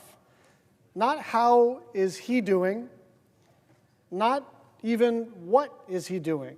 That's important too. The most important question is, how are we doing under Donald Trump? And the answer is terrible. It's going very badly. In 3 months, we become less safe, less secure, and less prosperous. And it comes down to Donald Trump. People voted for him for all kinds of reasons. But as my friend Senator Chris Murphy said, people took him seriously when he said he would lower costs and didn't take him seriously when he said he'd act like a dictator. It turns out that the opposite is true. We are paying more for everything. We are paying more for everything. People's life savings and college plans for their kids are being gutted. Tens of thousands of jobs are getting cut, and investors are looking for more stable places to invest their money. The hallmark of the United States financial system and economy is that we are the most stable place, the most predictable place, the best place for rule of law, to park your money, for infrastructure, for higher education. And all of that has been lit on fire in 100 days. And unfortunately, the worst is yet to come. Trump's approach to tariffs, one day they're on, the next day they're gone, is starting to make everything from groceries to clothes to cars and homes more expensive. And people are understandably worried about a recession. Consumer confidence is at its lowest point in 5 years. You will recall that there was a global pandemic that caused people to have a low level of consumer confidence. But this is not a global pandemic. This is a self-imposed recession by one person who has a very weird idea about economic policy and nobody willing to stand up to the Mad King. This is not what people voted for. And if you voted for Donald Trump, look, a lot of people voted for Donald Trump. Most people voted for Donald Trump. I'm not here to scold anybody. But people thought that whatever his other faults, Trump was going to be good for the money side of things. He was going to be good for your money. He was going to be good for entrepreneurship. He was going to be good for your 401k. He was going to be good for stock market. He was going to be good for taxes. He was going to be good for investments. Here we are, and the American economy is in a free fall, threatening to drag the entire world down with it. But it's not just the economy that is hurting. Trump, aided by his band of rogue advisors, including Elon Musk and Russ Vought, have broken basically everything. forcing seniors and disabled people to wait for hours just to get help with the benefits that they have already earned. Veterans are being laid off by the thousands and facing even longer delays in getting the care that they need. Trash is piling up at national parks with fewer park rangers to look after them. Drastic cuts to medical research and staff mean fewer discoveries and potentially life-saving treatments for conditions like cancer and Alzheimer's. The national parks, the VA, the NIH, the CDC, these are the kinds of American institutions that have made us strong for generations. And they are being trashed on purpose. A proposed downsizing at the Postal Service will keep people waiting for longer to get their packages and their mail and their prescriptions and their bills, especially in rural and remote areas. And none of this is saving any money. It is absolutely making people's everyday lives harder. Okay, so the economy is not doing great. Support services are being cut left and right. But are we at least safer and stronger and more respected globally? The answer is no. Since his first hours in office, when he froze all foreign assistance, Trump has undermined our safety and national security at every single turn. He's picked fights with neighbors and allies, weakening long-standing partnerships, and forcing the rest of the world to work against us rather than with us. I was in Europe a couple of months ago, and it was kind of jarring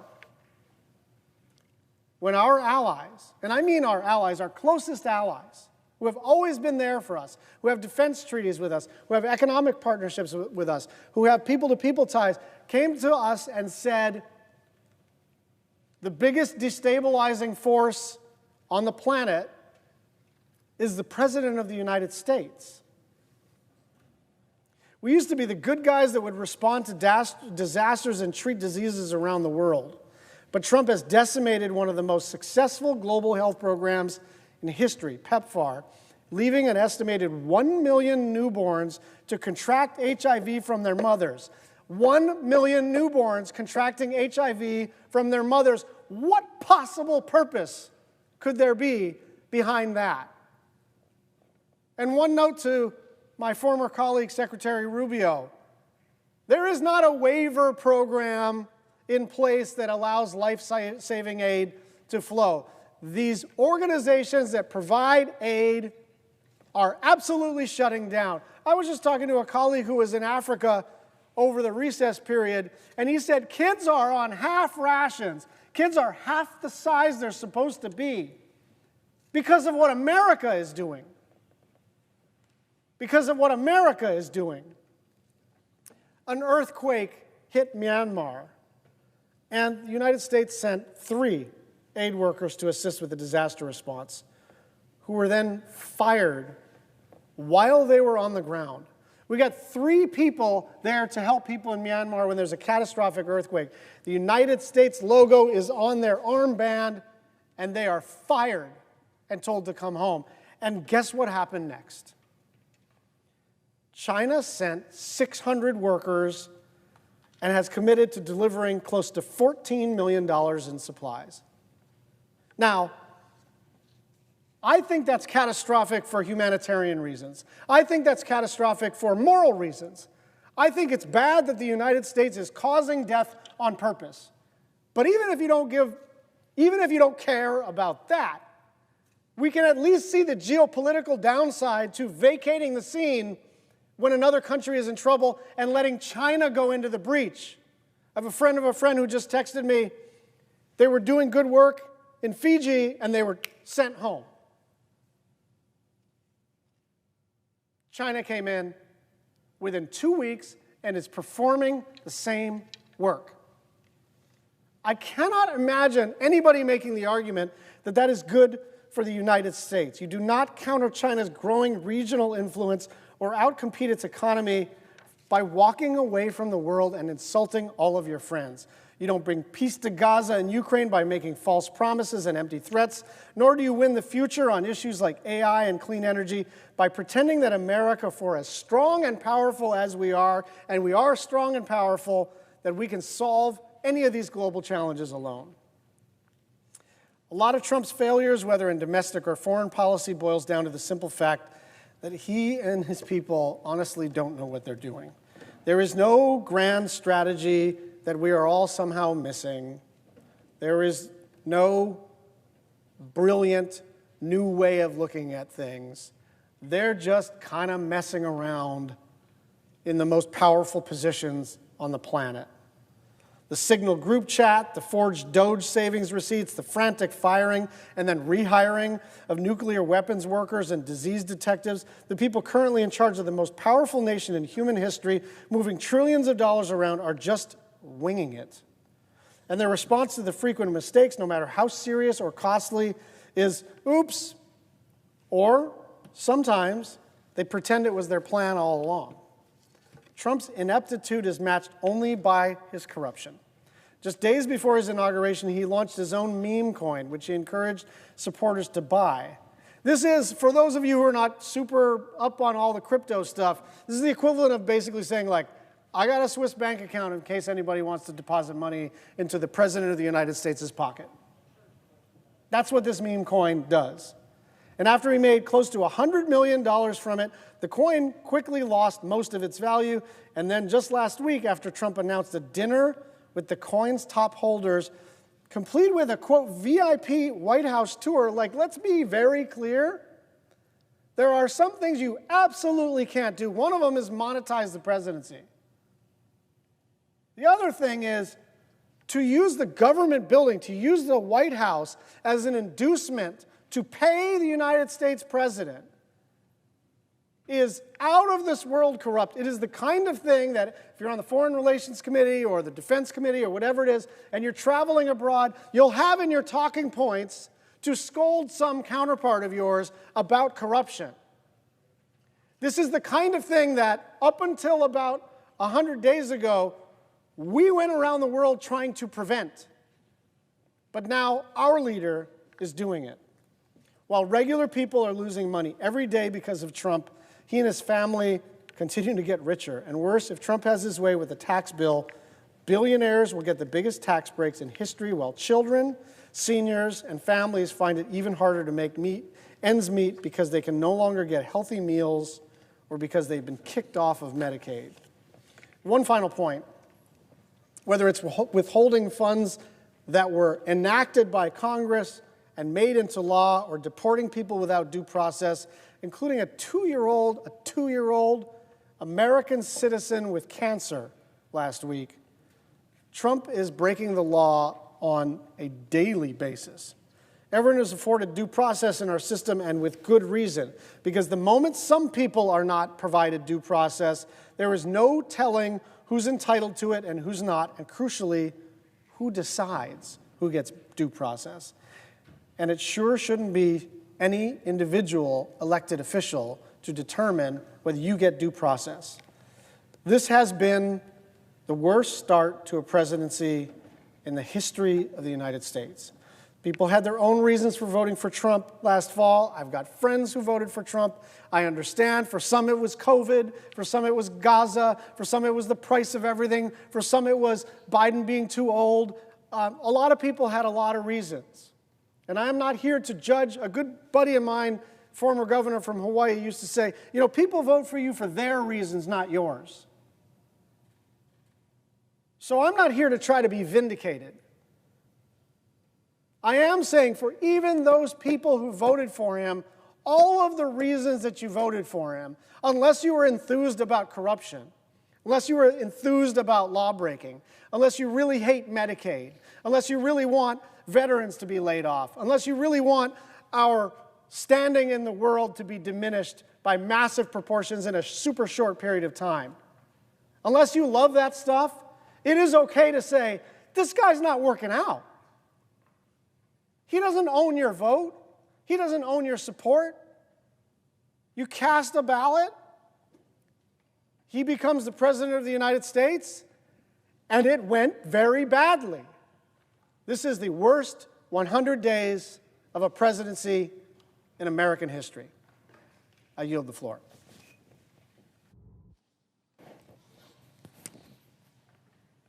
Mr. President. I recognize the senator from Maryland. Thank you, Mr. President.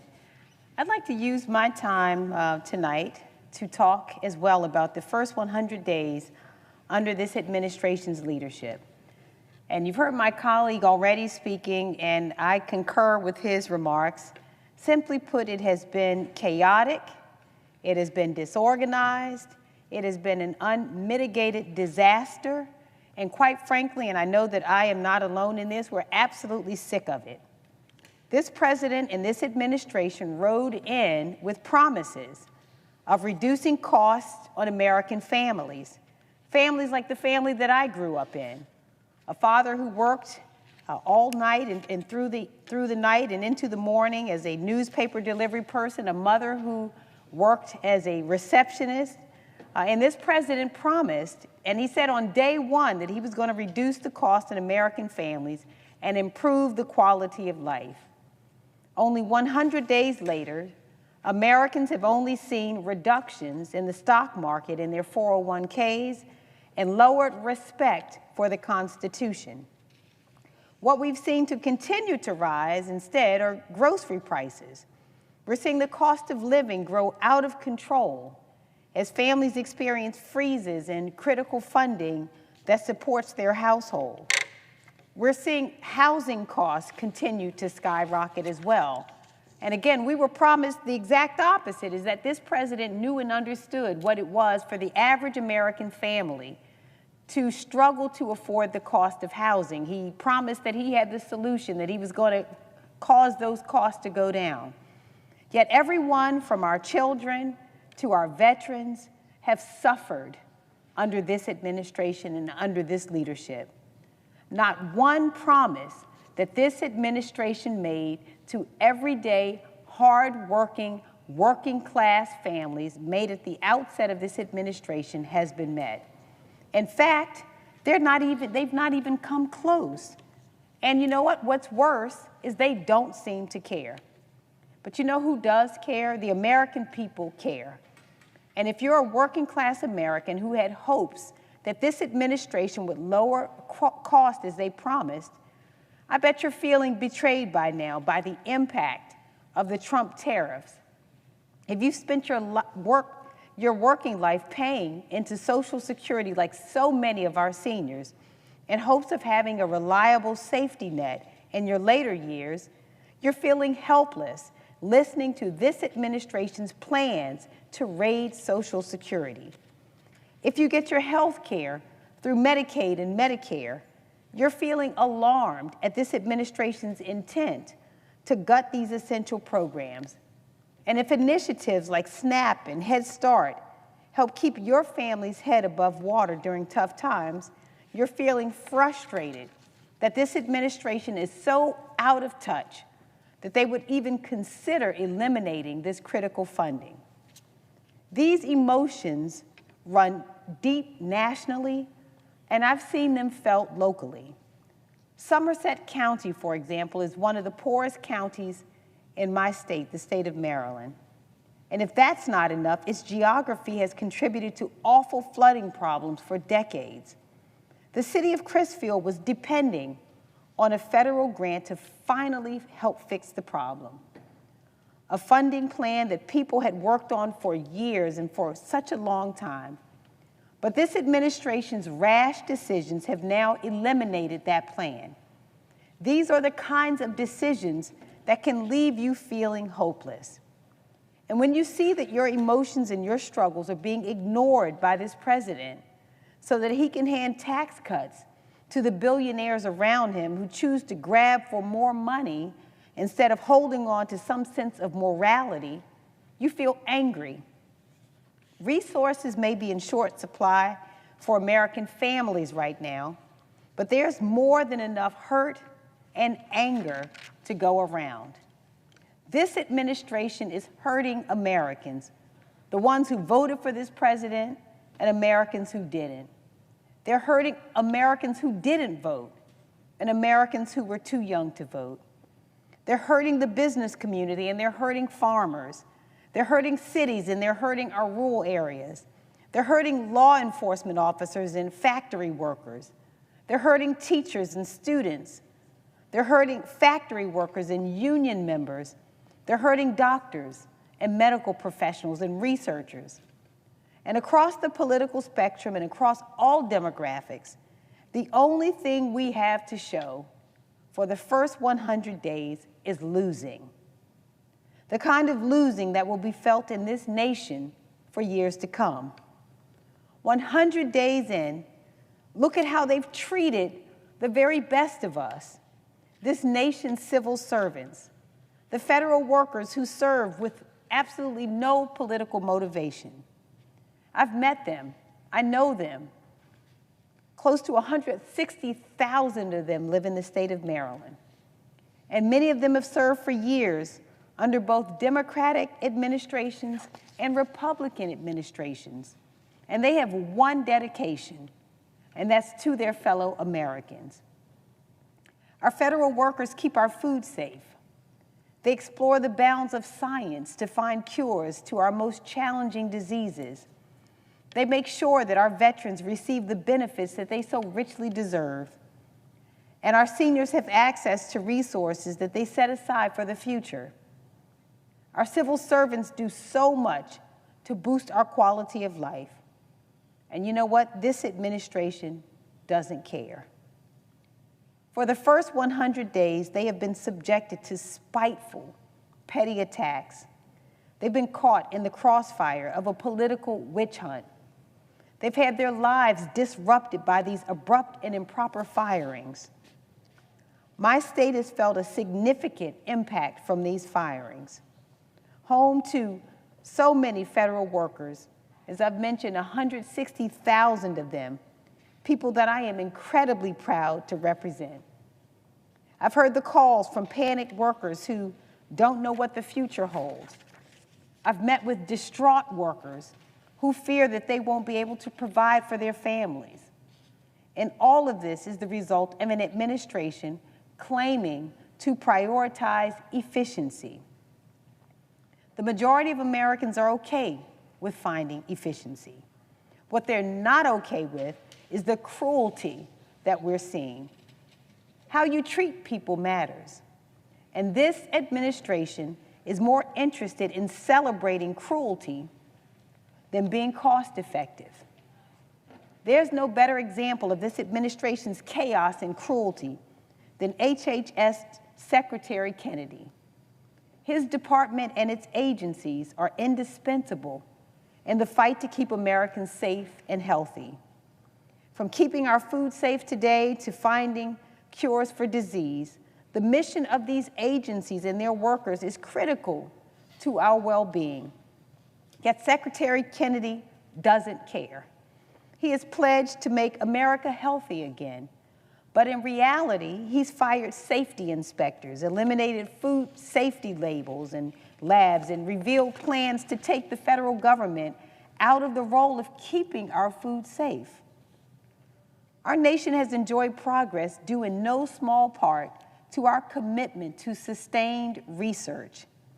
The groundbreaking discoveries that our nation's researchers have made have done so much for our society. At Health and Human Services, that has meant eliminating diseases that used to ravage our communities, and currently means working on solving health challenges that continue to puzzle us today. NIH is headquartered in my state, and I know firsthand the good work that they do. We know all too well the significant role that NIH and other health and research agencies play in developing and deploying vaccine treatments. Only recently, emerging from a devastating public health crisis, we know firsthand how important their work is. Secretary Kennedy either doesn't know or doesn't care what his department's mission is. He's doing the administration's bidding to eliminate funding that goes towards finding cures for cancer, Alzheimer's, and rare diseases. And in the midst of outbreaks of measles, a disease that researchers had virtually eliminated, he's pressed forward with firing thousands of vital workers in our health agencies. This is not efficient, and it's not a profile in competent leadership. What it is instead is absolutely dangerous, and it's putting sensitive information and decisions between life and death in the hands of grossly unqualified people. Secretary Kennedy's pledge to make America healthy again is another promise that this administration is either unwilling or incapable of keeping. His idea to create a national registry for people with autism is an example of what happens when incompetent and incapable leadership is in place. This administration is full of examples like this. The callous, heartless disregard for others comes right from the top, and it's mirrored in the people that have been nominated to run the government. So we can't join them in celebrating this milestone because there's nothing that they can hold up as an accomplishment that they have achieved on behalf of everyday Americans. 100 days in, we've seen what this administration is. They're disinterested in the lives of working class and middle class Americans, uncaring about the futures of our veterans and our seniors, unmoved by the plight of the underprivileged, obsessed with attacking our civil servants and settling scores, unable to make good on the promises that they laid out when they took control, and they don't seem to care. But Marylanders care. The American people care. And we're tired of seeing this administration tank our economy. We're tired of seeing out-of-touch leaders dismiss the sacrifices that families across the nation make every single day. And we're already sick and tired of seeing billionaires win while the rest of us lose. We're sick of it, and we're fighting back. Thank you, Mr. President. I yield the floor. Mr. President.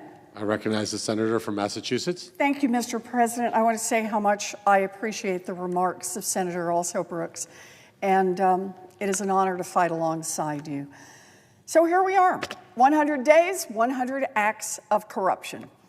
Today I am reading into the congressional record 100 reports of corruption from Donald Trump's first 100 days in office. Now, when he ran for office, Trump promised repeatedly that he would lower costs on day one.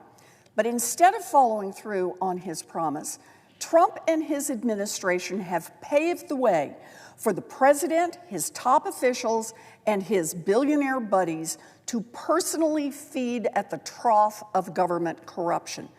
So, count with me. In just 100 days, Donald Trump, his family, and his administration have, number one, turned the White House into a Tesla dealership. Number two, fired independent commissioners at the Federal Trade Commission. Number three, punished former officials who opposed his 2020 election lies. Number four, paid for the White House Easter egg roll by soliciting corporate sponsors who have business pending before the government. Number five, help Trump's son set up a club, pay $5,000 for access to Trump's cabinet. Number six, declare that there would be no tariff exceptions, then permit Apple's CEO behind-the-scenes access, and poof, iPhone tariffs were cut.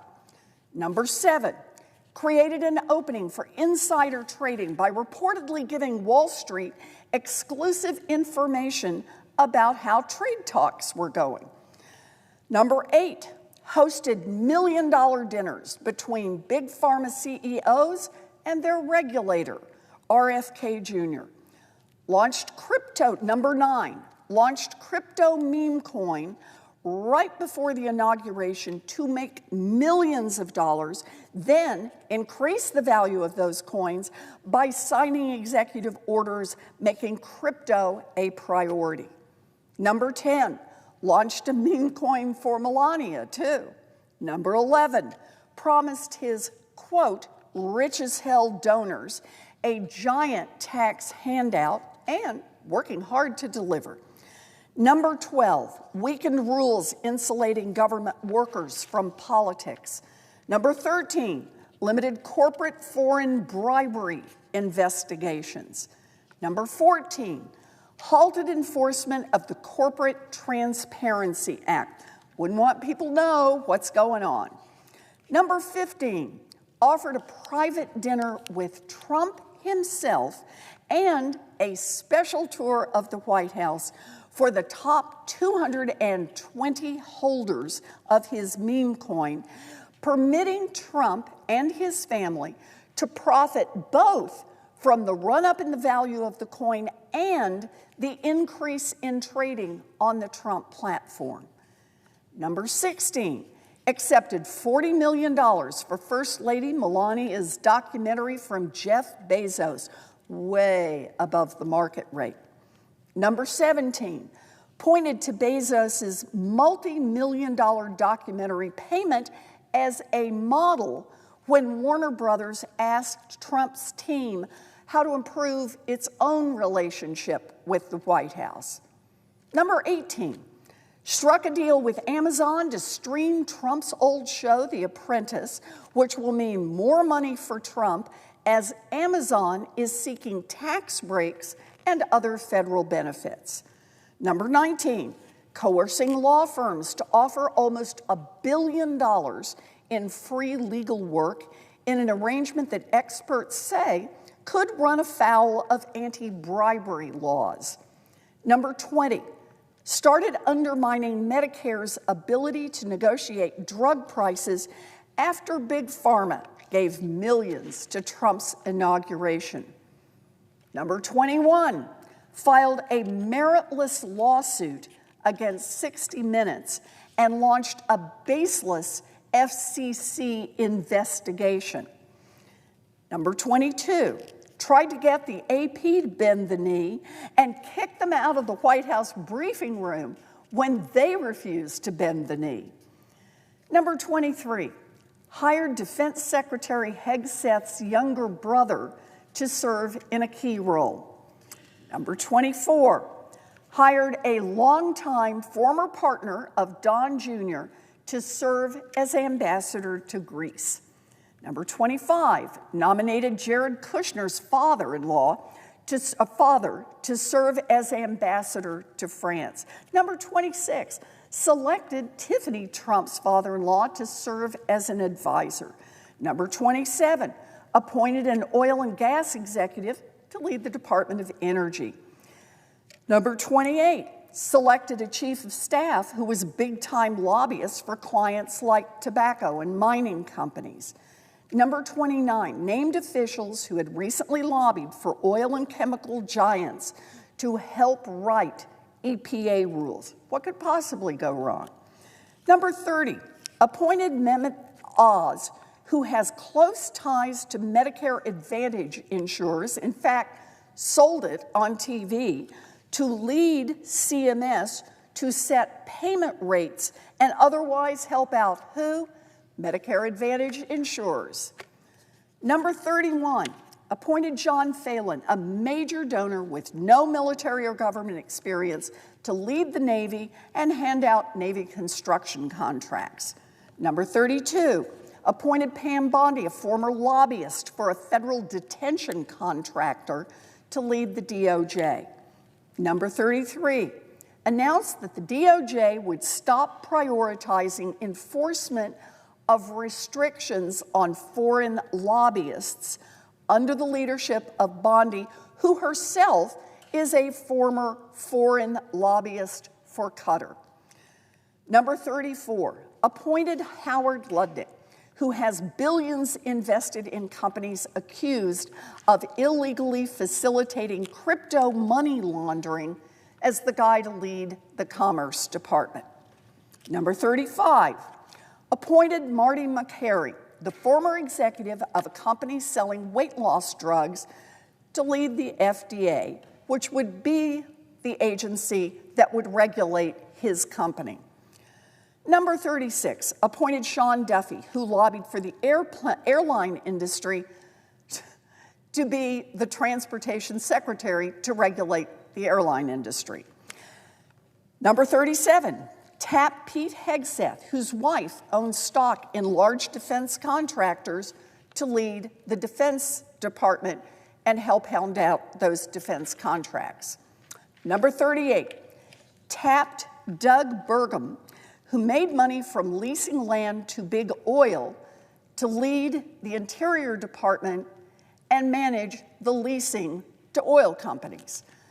Number 39, nominated a big oil lobbyist to run the Bureau of Ocean Energy Management.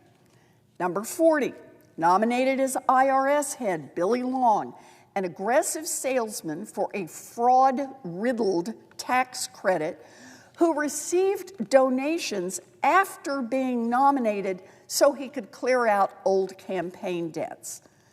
Number 41, tapped Paul Atkins, a former crypto lobbyist, to lead the SEC that will regulate crypto. Number 42, appointed a former tax lobbyist to lead tax policy. Number 43, appointed Robert F. Kennedy Jr., who planned to get paid for anti-vax lawsuits while he was heading up HHS and could affect the outcome of exactly those same lawsuits.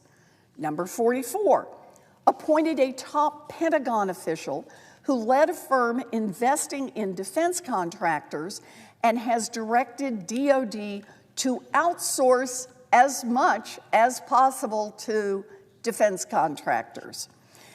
Number 45, appointed someone who lobbied to privatize Medicare to lead OMB's healthcare budget.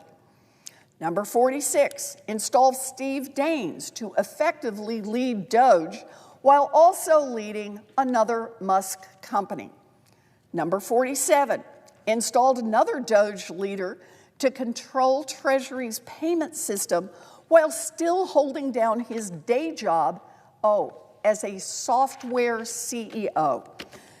Number 48, handed power over crypto policy to a White House crypto czar who leads a venture capital firm that heavily invests in crypto.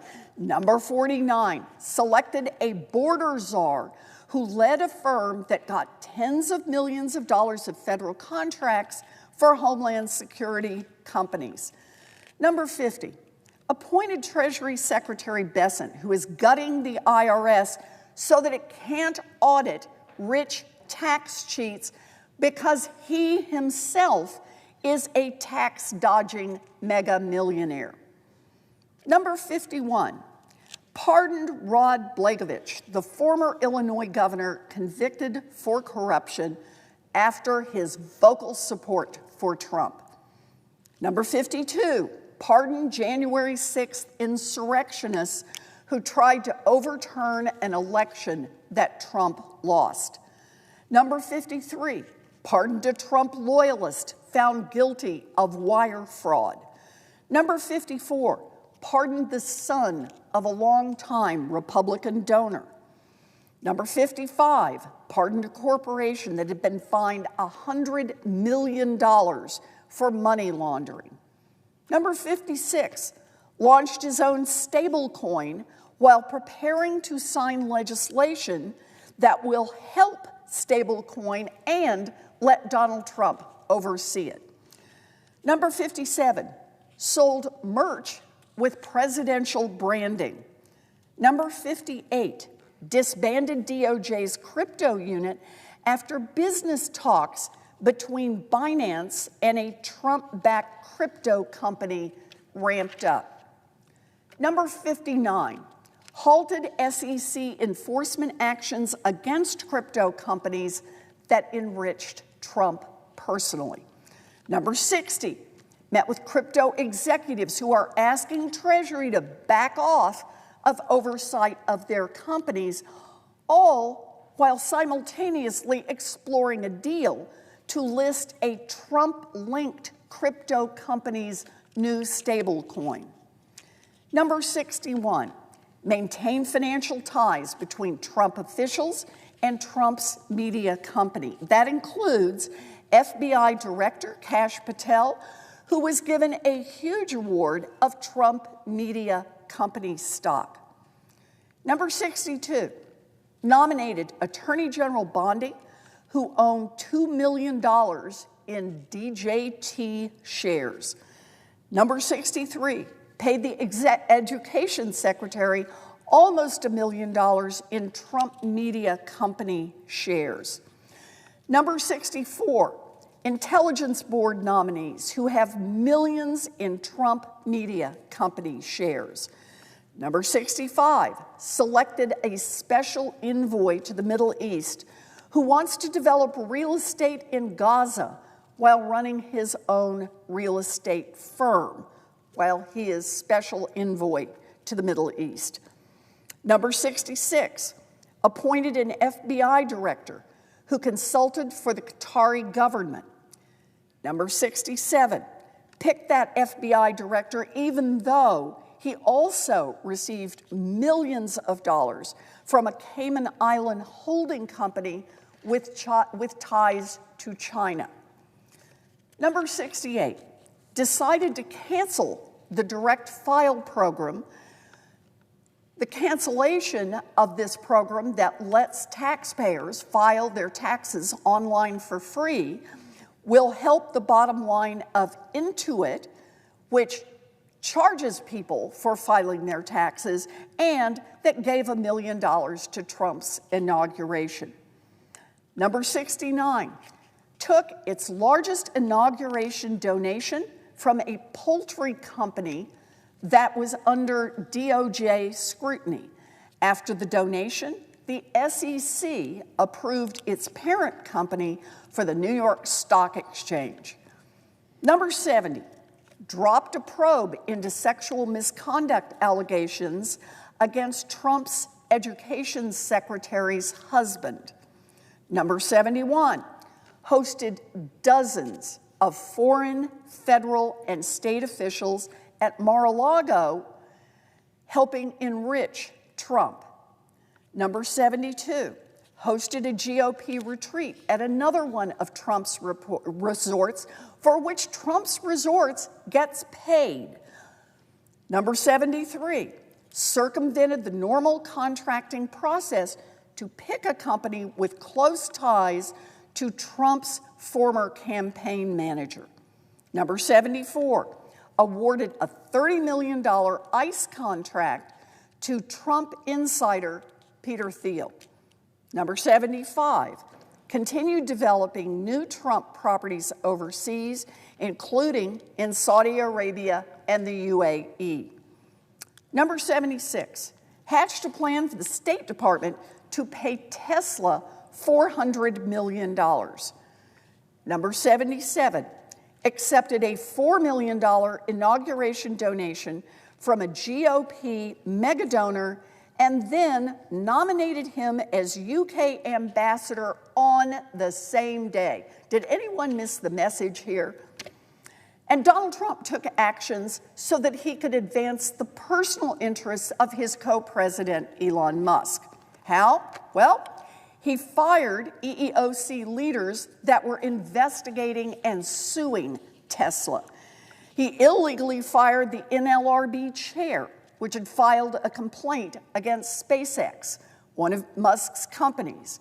He gutted the CFPB staff and fired the director after they investigated complaints against Musk's companies. Gutted the Department of Labor office investigating Tesla and SpaceX.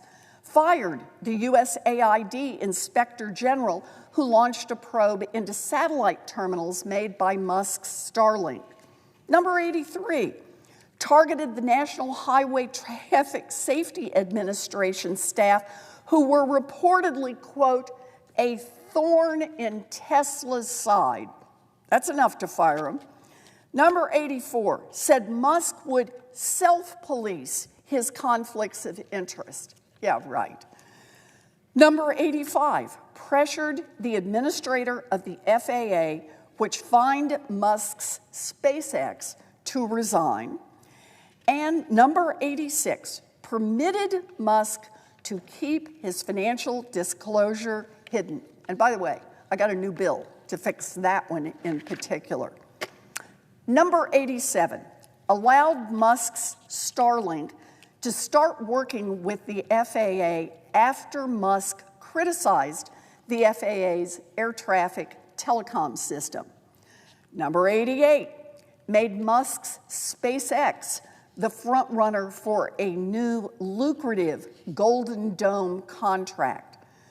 Number 89 stood by Musk when his ex-executives told an advertising firm to increase ad revenue, threatening that Musk could interfere with their pending merger if they didn't play along.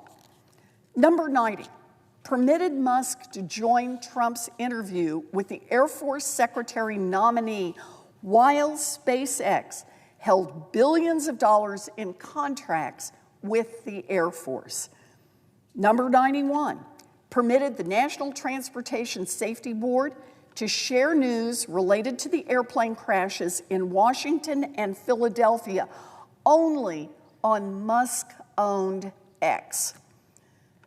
Number 92 permitted the Social Security Administration to share important public communication only on X.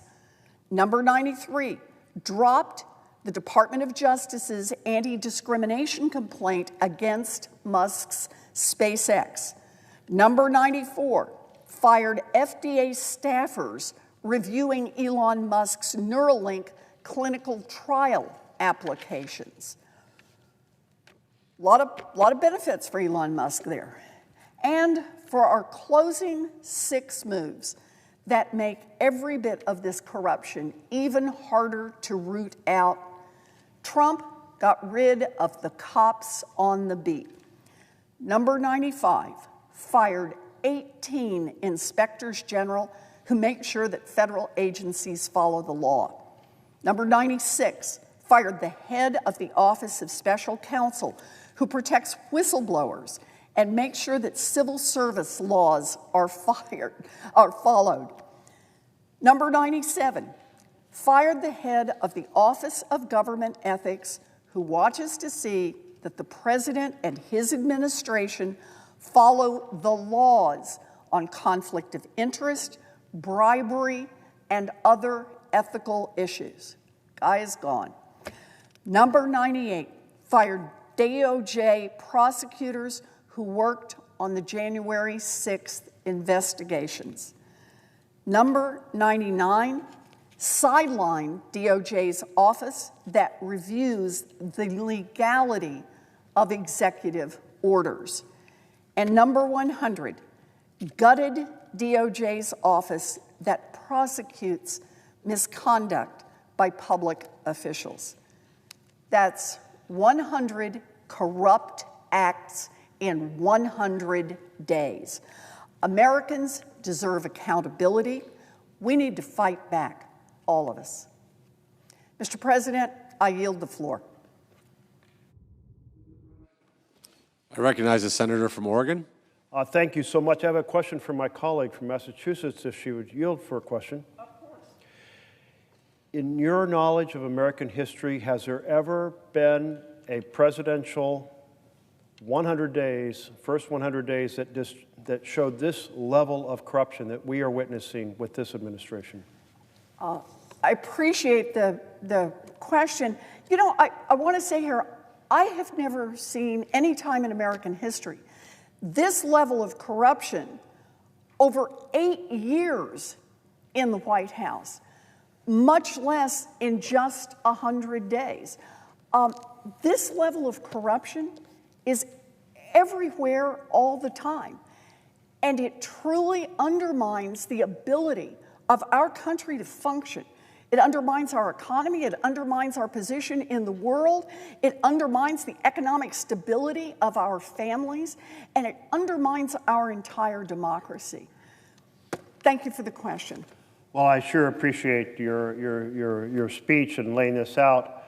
I'm going to address another aspect of the first 100 days, which is about the phenomenal strategy of President Trump to undermine our Constitution, to undermine the separation of powers, the checks and balances, for the purpose of creating a strongman state, which is also just an extraordinary experience to be living through. The first 100 days of the Trump administration have plunged our nation into a constitutional crisis unparalleled since the Civil War. How bad is it? And how will we respond? How will this chamber respond? How will the House respond? Our democratic republic, with its separation of powers and checks and balances, is sliding into an unaccountable strongman state. To the first question, how bad is the constitutional crisis? I summarize: worse than we could possibly have imagined. It's an authoritarian takeover, emboldened by a subservient majority in Congress, a deferential Supreme Court, and an aggressive authoritarian president. We all know that strong republics can slide into corrupt strongman states. Witness Venezuela, witness Turkey, witness Hungary. It can happen gradually, it can happen suddenly. The Congress becomes a rubber stamp. The courts defer to an aggressive executive. The press softens its criticisms, and other institutions tread ever so carefully. However often we witness this happening elsewhere, however, we always thought, but it could never happen here, not in the United States of America. It could never happen here because our commitment to the separation of powers is too secure. Our 250 years of dedication to a democratic republic too established for it to ever happen here. But the last 100 days have shown us that we were wrong. So tonight, I'm ringing the alarm bells. The danger is clear. The danger is present. This crisis calls upon every patriot, every individual who cherishes a deliberative republic, every institution, whether it's Congress or the court or the people or the press or the university or the law firm, to use their heart and mind and sinew, their clout and their connections to resist this authoritarian takeover and save our republic. In only 100 days, Trump has aggressively pursued 5 strategies to advance his authoritarian powers. The first strategy has been to willfully violate a host of federal laws. 100 days ago, on January 20th, I sat in the rotunda of the Capitol, just down this hallway, halfway between here and the House of Representatives, for Donald Trump's inaugural address. It was not a traditional address. A traditional address is when the president lays out a vision and says, here in our democracy, I will be working with Congress to pass laws to provide a foundation to implement that vision. That's the way it works when power is divided between a court and an executive and Congress. But instead, the speech that President Trump gave just down this hallway in the rotunda didn't talk about working with Congress, didn't talk about passing laws. He spoke only of governing by executive order as if he was already a king. Well, governing by executive order is exactly what he's done. 26 executive orders on that first day. Over 130 executive orders and counting as of now. And many of those executive orders directly violate laws on the books. He fired 17 inspector generals, violating the law that allows the president to fire an inspector general only for cause and with 30 days' notice to Congress. He fired members of the boards that lead independent agencies, violating the law that provides these members with established terms and says that they can only be fired for cause. Trump's targets have included Gwen Wilcox of the National Labor Relations Board, Rebecca Slaughter of the Federal Trade Commission, and quite a few others. Trump violated the Anti-Deficiency Act when Elon Musk and DOGE sent the fork in the road email to 2 million federal employees offering a buyout with pay through September 30th, committing funds beyond the March 15th deadline that the law allowed. Trump violated the Privacy Act of 1974 when Trump, Musk, and DOGE accessed sensitive personal information from the computers of the Social Security Administration. Trump violated a 2018 law banning reductions in indirect costs covered by the National Institute of Health research grants when he capped those rates at 15%. The mastermind behind this strategy of deliberately, willfully breaking the law time and time and time again is one man. His name is Russ Vought. Who is this man? He directed the Office of Management and Budget in the last year of Trump's first term. He is an architect of Project 2025, and he is leading the Office of Management and Budget for Trump's second term.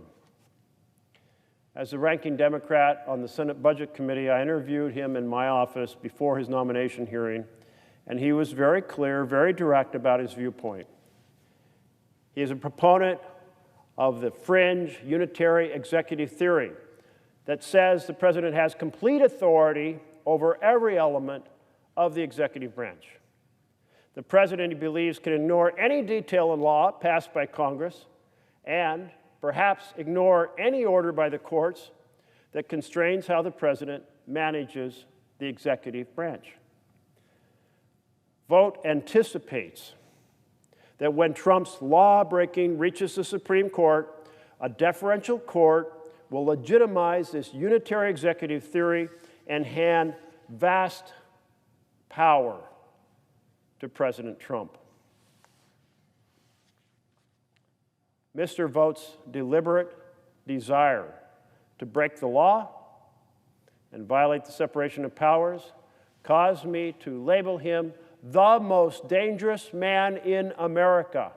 He is a direct threat to the entire vision of our Constitution. I led a 30-hour debate here in this chamber on his nomination to put a spotlight on him and on his ideas, but it was a party line vote. Every one of my colleagues across the aisle looked to their loyalty to President Trump over their loyalty to the U.S. Constitution.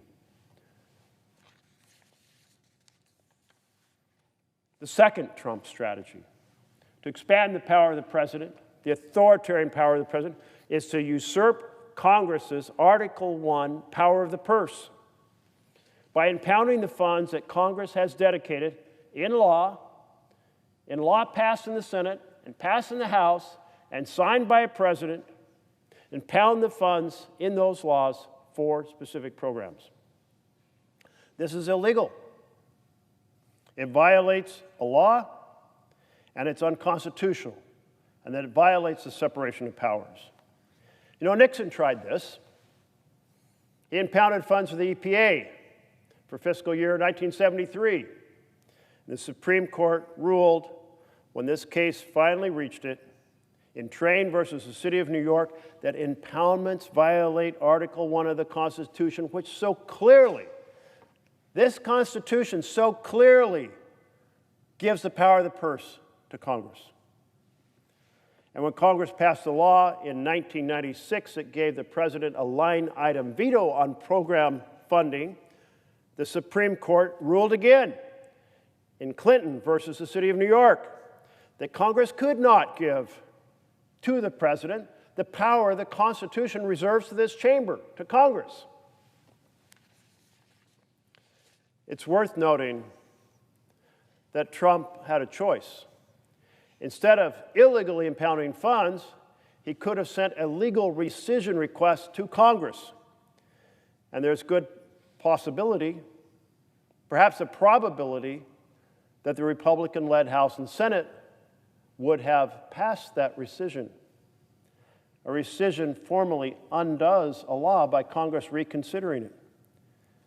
But he deliberately, he being Trump, deliberately chose the illegal path of impoundments the unconstitutional path of impoundments, in order to put a case before the Supreme Court so the Supreme Court could rule Trump and Russ vote hope for the unitary executive theory of power, the vision of a strongman rule in our nation rather than government by the people. Note the parallel. Trump fired thousands and thousands of employees across this country. He could have done it legally through reductions in force, RIFs, but he chose to do it illegally. Why? To put a case before the Supreme Court so the court could enhance the power of the President of the United States of America. It is that hope that they have for that deferential court. Trump and his team have impounded funds for so much now. There are so many cases in the court. Court ruling after court ruling saying this is illegal, you cannot do this, this is unconstitutional, but he just keeps doing it. Electric vehicle charging stations, impounded. Security assistance to Ukraine, impounded. Program funds for sanctuary cities, impounded. Immigration lawyers for 26,000 unaccompanied children, impounded. But the most tragic example of impoundment is Trump's attack on the U.S. Agency for International Development. On February 3rd, Elon Musk posted that he and DOGE had spent the weekend feeding USAID into the wood chipper. Musk was bragging that he and Trump had destroyed an agency in a single weekend in violation of the law. They fired almost all of USAID's employees, canceled more than 5,000 contracts, crippling America's delivery of life-saving aid around the world, and I might add, crippling relationships that create soft power for the United States of America to accompany the hard power of our military. In February, a senior USAID official, Nicholas Enrich, estimated that a year-long pause in AID's programs could cause between 71,000 to 166,000 additional deaths just from malaria, with huge increases in deaths from tuberculosis and infectious diseases like Ebola. Shortly after making his estimates, Enrich was fired. Speaking the truth in this administration is a cause to be fired because the truth scares Donald Trump. He doesn't want the truth. He just wants his power and everyone to be in line behind it. Another study estimates that shutting down USAID over 15 years could result in 25 million additional deaths worldwide. That's a hard number to digest. 2 million more deaths from tuberculosis. 8 million more deaths from malaria, from malnutrition and other causes. And 15 million more deaths from AIDS with PEPFAR shut down. And those 15 million deaths from AIDS generate 14 million additional orphans. Just let that sink in. One illegal decision, one weekend by Musk and Trump putting AID into the wood chipper could result in millions of deaths. Illegal defunding dismantlement done in one weekend. An agency that constituted only 1/3 of 1% of our national spending in 2024 could result in more deaths than World War I. Now you may say, is this some crazy theory on the internet? It was a study put together by prestigious medical organizations, groups like the London School of Tropical Medicine, the Johns Hopkins Bloomberg School of Public Health, the New York University Gussman School of Medicine. Serious people, serious modeling, serious understanding of what USAID does around the world. And you know what else this decision did? It created an enormous opportunity for China to move in and say, you can't count on the United States of America, but you can count on China. Hugely undermining our standing and influence in the world. That's what was done illegally in one weekend. A third Trump strategy for amassing executive power is to attack the constitutional power of the courts. The founders gave the courts the power to address, quote, all cases in law and equity arising under this Constitution. And that power includes the ability to strike down laws that violate the Constitution. It includes the ability to invalidate executive actions that violate the laws or violate the Constitution. But for the court's check, this crucial check on executive misuse of power to be effective, the president must follow the decisions of the court. And that's why the oath of office is so important. You're taking an oath to the Constitution that lays out this structure of accountability. But President Trump is stiff-arming the court. He is not honoring the Constitution. He is not honoring his oath to the Constitution. He ignored federal Judge James Boasberg's order not to deport Venezuelan immigrants to El Salvador, refusing to keep the planes on the ground or to turn them around. He ignored the judge's order to provide details regarding the flights to El Salvador. And in a stunning stiff arm to the Supreme Court, he refused to facilitate, after a 9-0 Supreme Court decision said he must do so, the return of Kilmar Abrego Garcia from El Salvador, despite the court's order. In yet another confrontation with the Supreme Court, Vice President Vance claimed in February that, and I quote, judges aren't allowed to check executive power. Then in March, Trump called for the impeachment of Judge Boasberg, calling him a crooked judge, a troublemaker, an agitator. And what in Trump's mind is a crooked judge? One who is actually ruling on the law. Because the last thing Trump wants is a judge who honestly rules on the law. He wants subservience. This call for impeachment of a judge provoked a rebuke, a rare rebuke from Chief Justice John Roberts, who said, quote, impeachment is not an appropriate response to disagreements concerning judicial decision. The normal appellate review process exists for that purpose.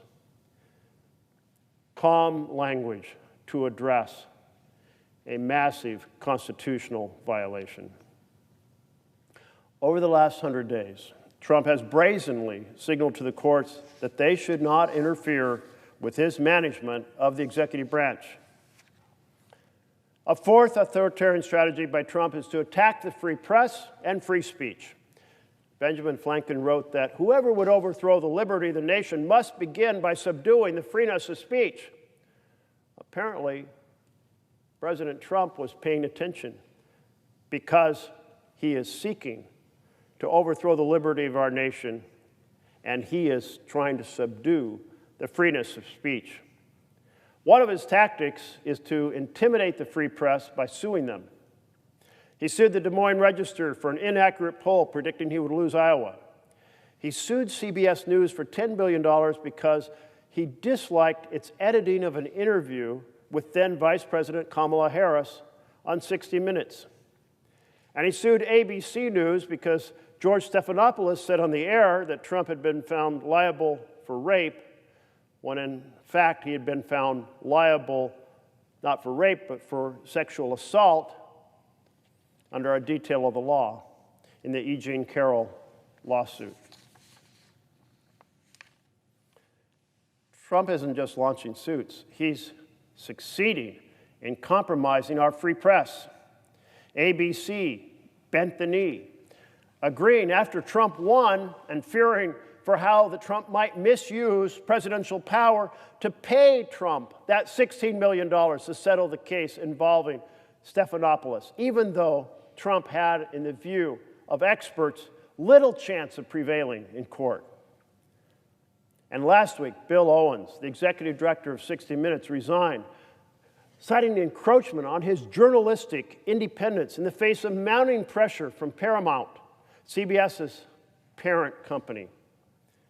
Again, potentially for fear of the misuse of executive power that would compromise the success of Paramount. A reported possible source of that pressure is from Sherry Redstone, Paramount's controlling shareholder, who is reportedly eager to settle this issue to secure the Trump administration's approval for a multi-billion-dollar sale of Paramount to Skydance. Trump further pressured the press by playing favorites with access to White House events, barring the Associated Press from the White House press pool for continuing to use the name Gulf of Mexico instead of Gulf of America. It's a style manual question, and Trump doesn't like that a free press can choose its own style. A judge ruled on April 8th that under the First Amendment, if the government opens its doors to some journalists, it cannot shut those doors to other journalists because of their viewpoints. The Constitution, the court said, requires no less. But a week later, the White House was still excluding AP from the press pool. In yet another action against the press, Trump has silenced the Voice of America. Voice of America was created to counter propaganda from authoritarian governments in the Second World War. Voice of America has grown to be a powerful check on disinformation from authoritarian governments. It broadcasted in 40 languages, bringing facts to bear against that propaganda from those strongman states. But now, Trump has canceled that powerful counter to authoritarian governments around the world. He's attacking free speech as well as a free press. Like many of us here, I was in the House chamber last month for Trump's State of the Union address when he claimed to have, quote, brought free speech back to America. That is completely wrong. The opposite is true. He has sought to end free speech in America, taking control of content at the Kennedy Center, the Smithsonian Museums, canceling programs, firing employees, even scrubbing federal websites simply because of words he doesn't like. But most egregiously, Secretary of State Marco Rubio is using a 1952 Red Scare law, a McCarthyist law, to strip students and others of their visas and deport them. Students like Mahmoud Khalil at Columbia University or Rumeysa Ozturk of Tufts University, neither accused of a crime. Both had simply exercised free speech. I think every member here would have assumed that a student has the right to express their opinion on an issue because we're here in the United States of America. No. Many of us grew up hearing the phrase, I disagree with what you say, but I will defend to the death your right to say it. That's the conviction behind free speech. I don't like what you say. What you say even makes me angry, but I defend your right to say it. I defend your right to have that opinion because we live here in the United States of America where we honor free speech.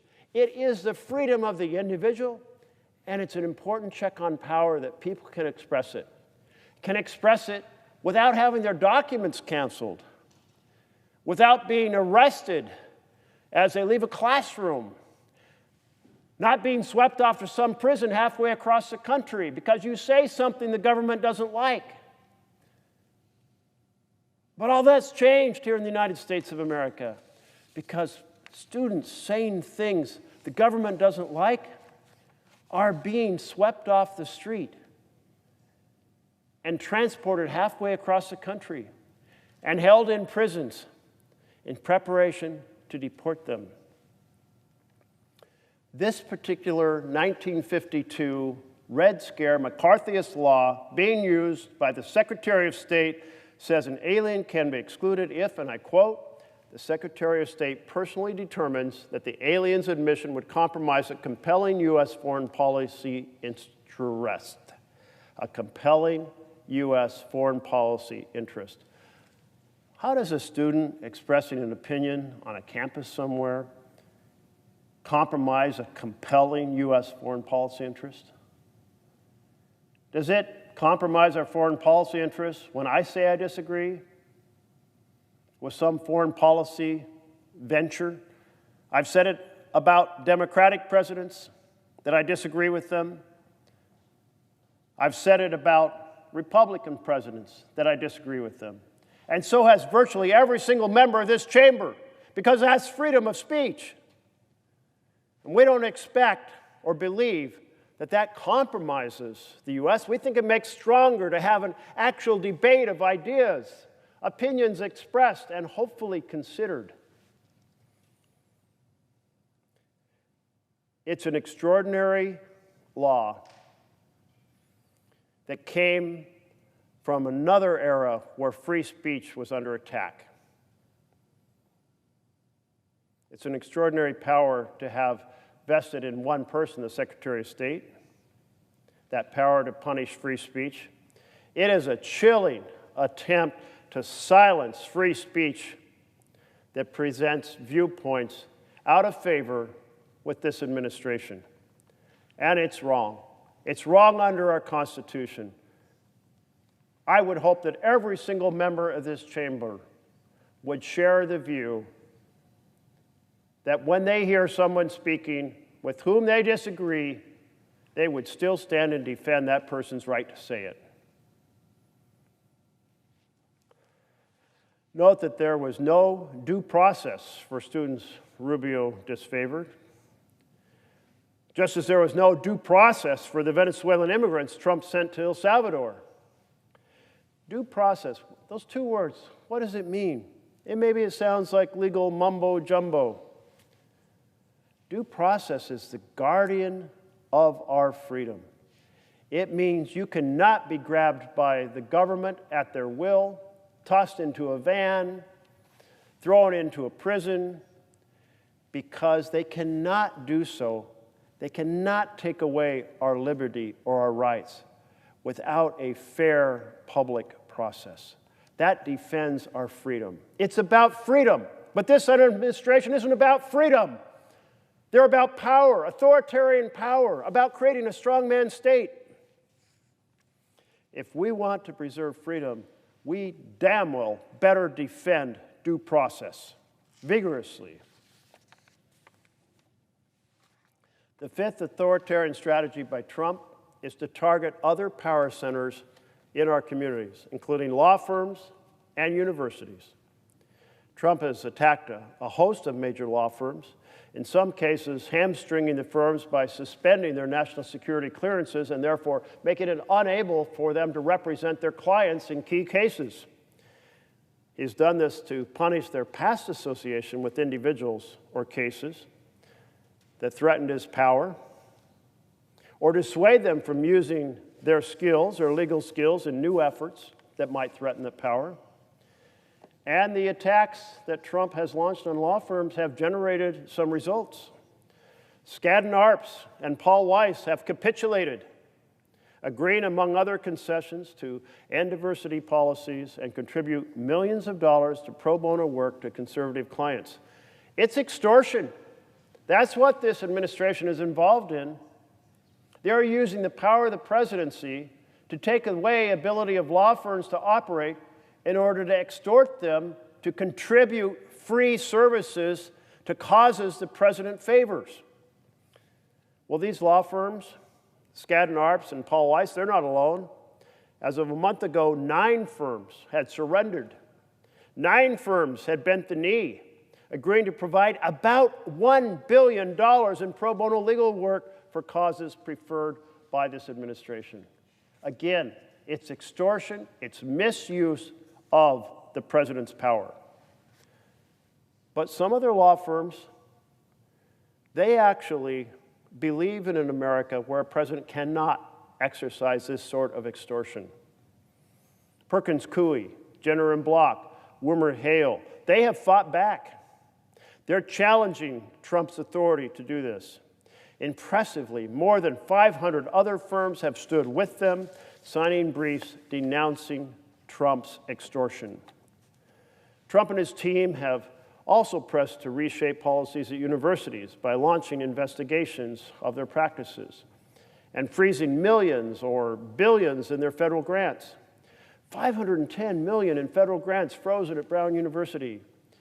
$175 million in grants frozen at the University of Pennsylvania. $210 million frozen at Princeton. $2.2 billion in federal grants frozen at Harvard University. Some universities, like Columbia University, have capitulated. Others, like Harvard and Princeton, are fighting back. And sincere compliment to Princeton President Christopher Eisgruber, who published an op-ed in The Atlantic when the first attack occurred on Columbia University. He called on presidents to speak up and litigate forcefully to protect their rights. And he said, this won't be the last university that is attacked. Not soon after, his own university was attacked.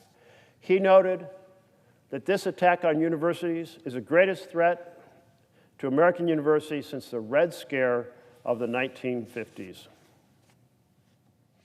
Looking back on these 100 days and these 5 strategies to convert a robust republic, our robust republic, with its checks and balances into a strongman state, it raises a number of questions, questions that I hope that folks will ponder. First, Trump nominated a man, Pete Hegseth, to be Secretary of Defense, who is fabulously unqualified for the position. He fired several highly capable top-tier military leaders, including Chairman of the Joint Chiefs, C.Q. Brown, and Chief of Naval Operations, Admiral Lisa Franchetti. These firings make plain that Trump doesn't value these professionals' management, nonpartisan management of our armed forces. Is Trump seeking to fill these top tiers of our military with loyalists? And if that's what he's up to, replacing these highly professional, impartial managers of our military enterprise with loyalists, what additional authoritarian risks does this pose for our republic? Second, what has the Supreme Court unleashed through its Trump versus United States decision? Last summer, less than a year ago, beginning of July 2024, the Supreme Court found some invisible ink in the Constitution. Grab your Constitution. Take a read of it. Where does it say in here the president is above the law? You know, our founders were terrified that a president would try to become a king. We just escaped one king. They didn't want another. Instead, they had a theory of the world. Equal justice under law. Equal. For the powerful, the non-powerful. For the rich and the non-rich. Equal justice under law. It's carved into the stone above the pillars of the Supreme Court, which if you go out the doors I'm pointing out to my right, and you continue down the hallway, there's another set of doors, you're on a set of stairs, you can see the Supreme Court straight across from here, and you can read equal justice under law. That's the principle. But I'll tell you what, that Supreme Court last year, they decided no equal justice under the law. In fact, the president has complete immunity from committing a crime as long as he calls it a government act.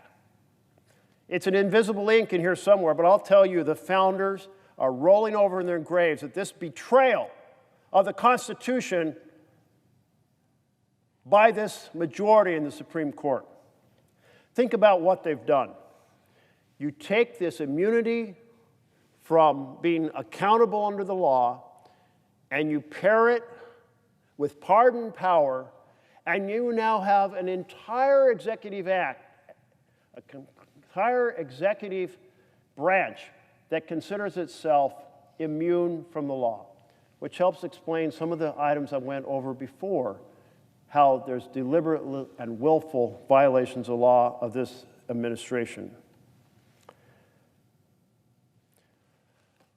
Quite a challenge for the future of our democracy has been created by this Supreme Court, but the Supreme Court will have a chance to redeem itself. It never really considered how the combination of the new power they found in invisible ink, that a president is above the law, combined with pardon power, has completely destroyed the foundation of law in our nation, an executive that considers itself not accountable. A third issue is the stretching of laws that really don't even begin to convey the power that Trump has claimed. We're all aware of the tariffs that he's setting and tearing down day after day. Tariffs are up, tariffs are down, tariffs over here, exceptions over there. Oh, iPhones too important, let's create an exception. Oh, cars are too expensive, let's create an exception. Who knows? It's certainly not a foundation for companies to invest in America because it's chaos. He is using the 1977 International Emergency Economic Powers Act as the legal basis to set tariffs. But read the act. It says nothing about powers of tariffs, nothing that gives the president the ability to raise and lower tariffs on one fiat after another. It provides power for sanctions and seizures, not tariffs. It's never been used by any other president to set tariffs. There's no precedent for it, and there's no language in the law that serves it. Or let's see him reaching further back into history, using the 1798 Alien Enemies Act. That act was passed when our early members of Congress were afraid that France would invade the United States, and they wanted to be able to deport French citizens who might help the French invasion should it occur. But Trump is using that as the legal basis for deporting Venezuelans, saying there's an invasion of Venezuelans. Well, clearly there's no invasion by the Venezuelan government. This act was used shamefully in World War II, particular to lock up Japanese Americans in concentration camps, and it's being used shamefully and inappropriately now. It raises the question, what other ancient law is the president and Russell Vought going to dust off and use in a way that was never intended? Whatever power, emergency power law, and there's 25, several dozen laws that provide emergency powers, is the president going to dust off and say, this gives me some additional ability? How might those laws be used in ways to reinforce the strongman state and erode our nation? And might the president invoke the power in Article 2, Section 3, a power that is in the Constitution, that says the president can adjourn Congress? Of course, it was never intended to undermine the ability of laws to be crafted here or Congress to serve as a check on executive power. It's never been used, in fact, by a president ever. But what is this president going to do with that power? Might he, given how he is stretching other laws, misapplying them to situations for which they're never intended, deliberately adjourn Congress to advance his goal of the strongman state? And let's ponder a few questions that are specific to our Congress. Will Trump's impoundments and rescissions destroy the congressional process for drafting bipartisan spending bills.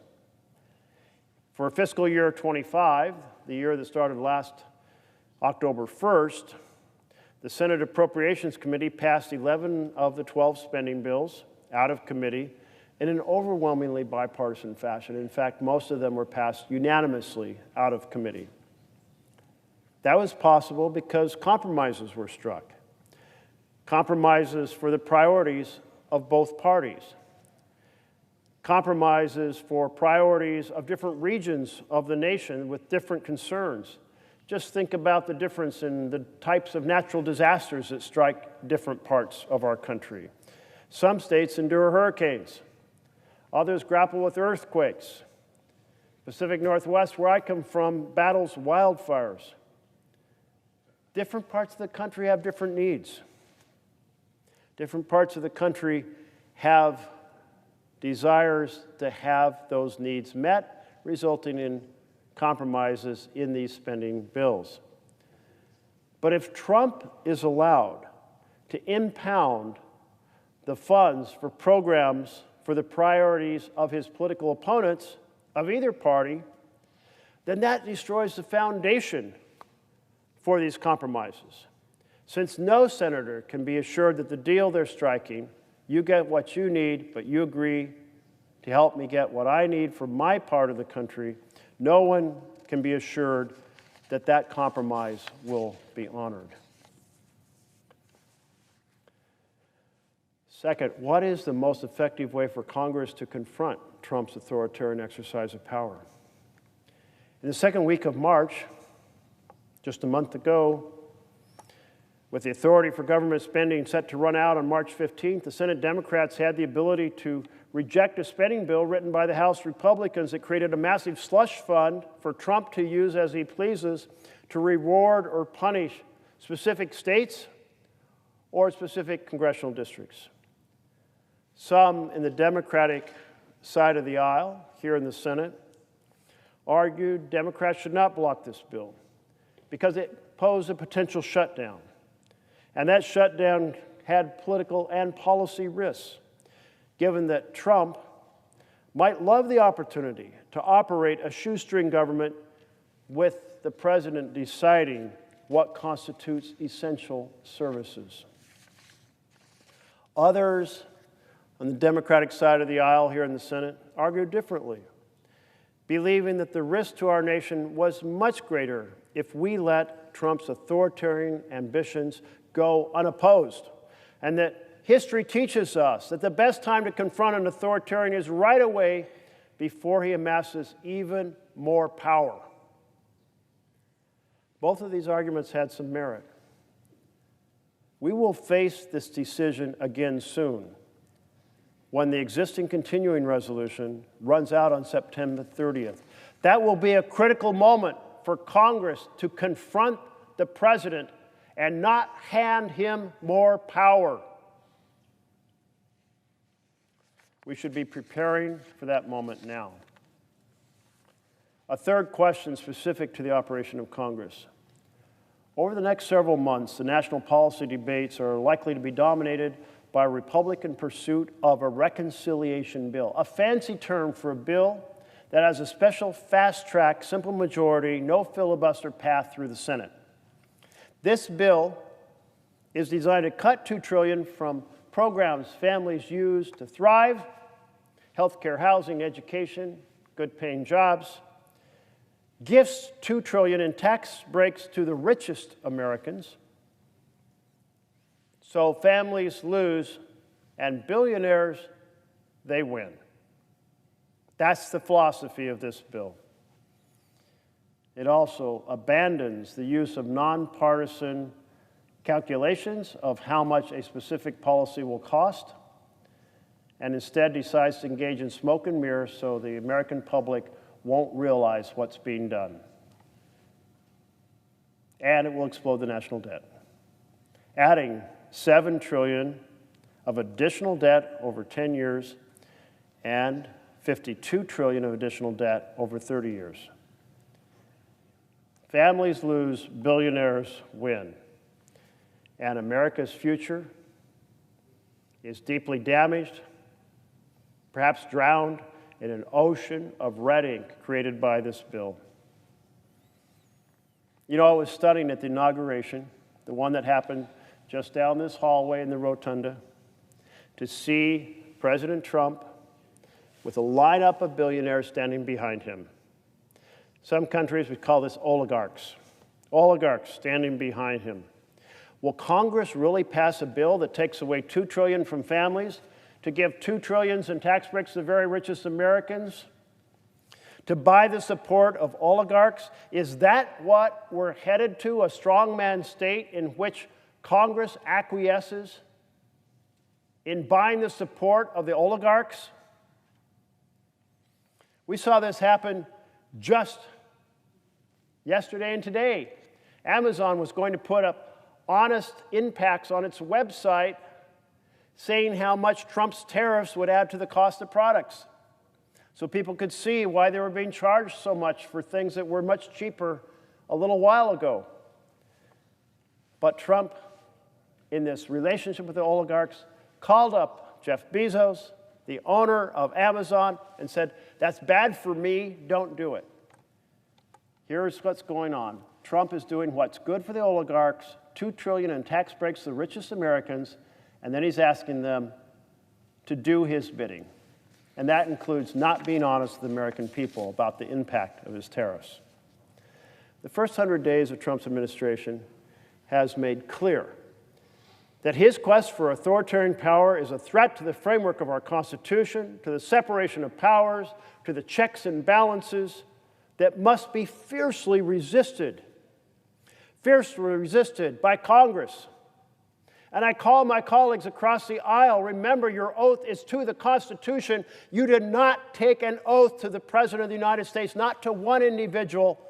That's what people do when they kneel to a king. And we are not a kingdom, we are a republic. Fiercely resisted by the courts, fiercely resisted by the people through mass action. The press needs to channel AP, not CBS. The universities need to channel Harvard, which is resisting, not Columbia, that bent the knee. The law firms need to channel Perkins Coie, not Paul Weiss, which capitulated. And to the American people across the country who are angry and disturbed by what is happening, who want to stop this authoritarian takeover, I have 3 suggestions. Get off the couch. You can't help change the world curled up in a fetal position on your couch. Second, fiercely hold your elected representatives accountable with your phone calls, with your mail, with your demonstrations outside their office. Hold your representatives accountable. That's what you get to do in a free nation. And third, join affinity groups. Being angry and frustrated alone, it's depressing. Being angry and organized with others is energizing and effective. Well, next year, the United States of America will celebrate its 250th anniversary.